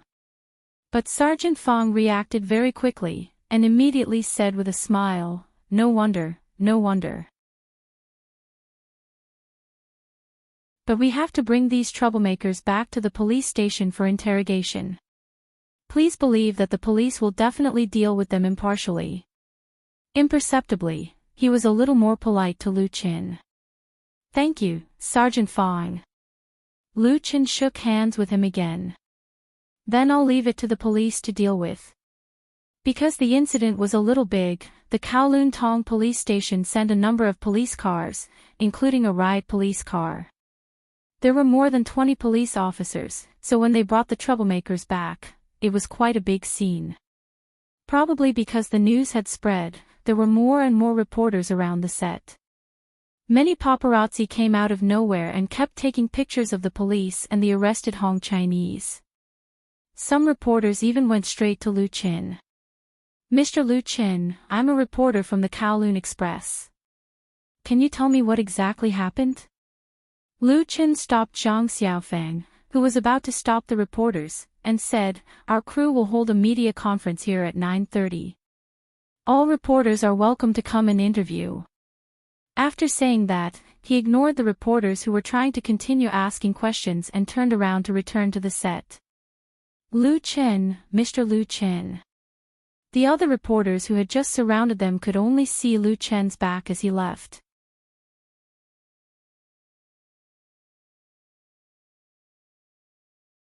Chapter 494. At 9:30 a.m. on November 30th, the temporary media conference of the cast of A Chinese Ghost Story was held at the former site of the Fain Temple, which was the movie set. The media conference was held by Lu Qin Studio and Jiayang Pictures. In addition, the Lion Rock Film City Administration also sent a representative to the scene. The media invited to the scene included ATV, Ming Pao, Hong Kong Daily, Polo Daily, Entertainment News, Kowloon Radio Station. Except for a portion of the reporters who had rushed over after receiving the news, most of the others were invited by Zhou Yi using his connections. Otherwise, the major media outlets would not be interested in reporting on the incident itself. Zhou Yi used this opportunity to show off his strength. The layout of the media conference was very simple. There were two long tables put together and covered with a cloth as a podium. The chairs that the reporters sat on were temporarily borrowed from the management of the film city, so it looked quite simple. However, there was a projection screen and projector set up behind the podium, which gave people a very different feeling. When it was time, there were about 30 media outlets at the scene, with 40 to 50 reporters and photographers. The atmosphere at the scene was quite good, and it was not chaotic. Lu Qin and Zhou Yi were the first to take their seats, followed by Wan Shaoquan, Chen Wenxiang, and then the representative of the film city administration. Finally, a middle-aged woman with gold-rimmed glasses came out and sat on the outermost seat. After Chen Wenxiang sat down, he turned to ask Lu Qin, "Mr. Lu, shall we begin?" Lu Qin nodded seriously. "Okay." Chen Wenxiang coughed. He sat up straight and said into the microphone, "Welcome, friends from the media, to the media conference of the cast of A Chinese Ghost Story. Today, I have invited everyone here mainly to explain the bad things that have happened to our crew in the past few days." Chen Wenxiang had been in the industry for decades and was a true veteran. Although being a spokesman for the crew was not his job, he still did it well. His train of thought was very clear, and he told the ins and outs of the whole incident in detail. In the end, he said indignantly, "Xiangjiang is a legal society, but who would have thought that our crew would encounter such an encounter?" Honghua's bad behavior not only seriously affected the mood of the crew members, but also caused our shooting plan to be interrupted, causing great losses. So, here, we sincerely ask our friends in the media to uphold justice. As soon as Chen Wenxiang finished speaking, the reporters looked at each other. Many of the reporters present were not very clear about what had happened when they were sent over. They only knew that the crew of A Chinese Ghost Story had a conflict with someone. Only now did they have a basic understanding. However, this kind of thing did not seem to have much hype value, unless the production crew of A Chinese Ghost Story wanted to hype it up. They thought that he had understood and was prepared to give him some face and socialize casually. However, the reporters who had witnessed the conflict between the two sides had a lot of questions. Immediately, someone raised his hand and stood up, asking loudly, "Mr. Lu Qin, did you hire a security guard to protect the crew, so that the situation could be settled quickly?" Chen Wenxiang moved the microphone in front of Lu Qin. Lu Qin replied calmly, "The people who subdued the troublemakers weren't the security guards I hired. They were members of the film crew, and I brought them from the mainland." Lu family class. This term was quite fresh, and many reporters were curious. A reporter asked, "Can you introduce the Lu family class in detail?" He had seen the power of the members of the Lu family class with his own eyes. Ordinary martial artists did not have such high combat power. Lu Qin smiled faintly and said, "The Lu family class is a martial arts class that I personally organized and trained. At present, there are a total of 12 members and a head coach. They are responsible for filming the action scenes and stunts involved in the film and TV series." Taking advantage of this opportunity, Lu Qin officially pushed out the Lu family class. Although the Lu family class was still unknown and did not have any works, Lu Qin believed that in a few years, everyone in the Chinese circle would know this name. In the face of the reporters' questions, Lu Qin's answers were always calm and composed. Even if the other party's questions were a little over the top, he would easily avoid the trap, leaving no loopholes for the other party to exploit. If that was all, it would definitely not be enough to form a public opinion attack. Fortunately, Lu Qin had prepared for it. After answering a reporter's question, Lu Qin said seriously, "In fact, as far as this matter itself is concerned, although our crew suffered a certain loss, I believe that with the police handling it, they will definitely be able to seek justice for us. There is no need to mobilize so many people to invite you here." First, he flattered the police a little, and then Lu Qin's words suddenly changed. Was it not to seek justice for himself through the media? The reporters present were stunned. They felt that what Lu Qin said was too hypocritical. If it was not that, then what was it? Lu Chen saw their looks in his eyes, and the corners of his mouth curled up. He said calmly, "First, please watch a video. It was shot by the staff who stayed behind in our crew through the surveillance this morning. The screen and projector that were set up at the back were finally put to use. Under the control of the crew, the surveillance footage from this morning was quickly displayed in front of everyone's eyes." When the video was taken, it was already dawn. Coupled with the fact that the surveillance equipment was more advanced, the footage was very clear. Everyone could see two people sneaking around the set from outside. They were each holding a plastic bucket and a long plastic bag in their hands. From further away, they could vaguely see that someone was responsible for keeping watch. The truth was soon revealed. One of them opened the bag, picked up a dog corpse inside, and was about to throw it over the wall. However, at that moment, a few of the crew members rushed out and caught the two of them on the spot. The video froze there. Lu Chen turned around and said in a heavy tone, "What really angered me was not the bad behavior of Honghua towards our crew, but the fact that they didn't hesitate to kill small animals to achieve their own goals." As soon as he finished speaking, the scene on the screen instantly changed. "Ah!" There was a sudden scream from the scene. A few female reporters even closed their eyes, as they couldn't bear to watch. What was displayed on the screen was a photo of a dead dog. The photo was very well taken, and it clearly captured the tragic state of the dog. Its body was covered in blood, and the dog's eyes were wide open with its tongue sticking out. There was a bloody hole on its neck that was pierced by a sharp blade. The zoomed-in close-up was very visually impactful. You're tuning into the LoveLore Library YouTube channel. We're so grateful for your support, and don't forget to subscribe to join us on this incredible journey through captivating stories. Your generosity through donations truly makes a world of difference, as it's the primary source of revenue that allows me to expand and enhance this channel for you. Thank you from the bottom of my heart for being a part of this adventure.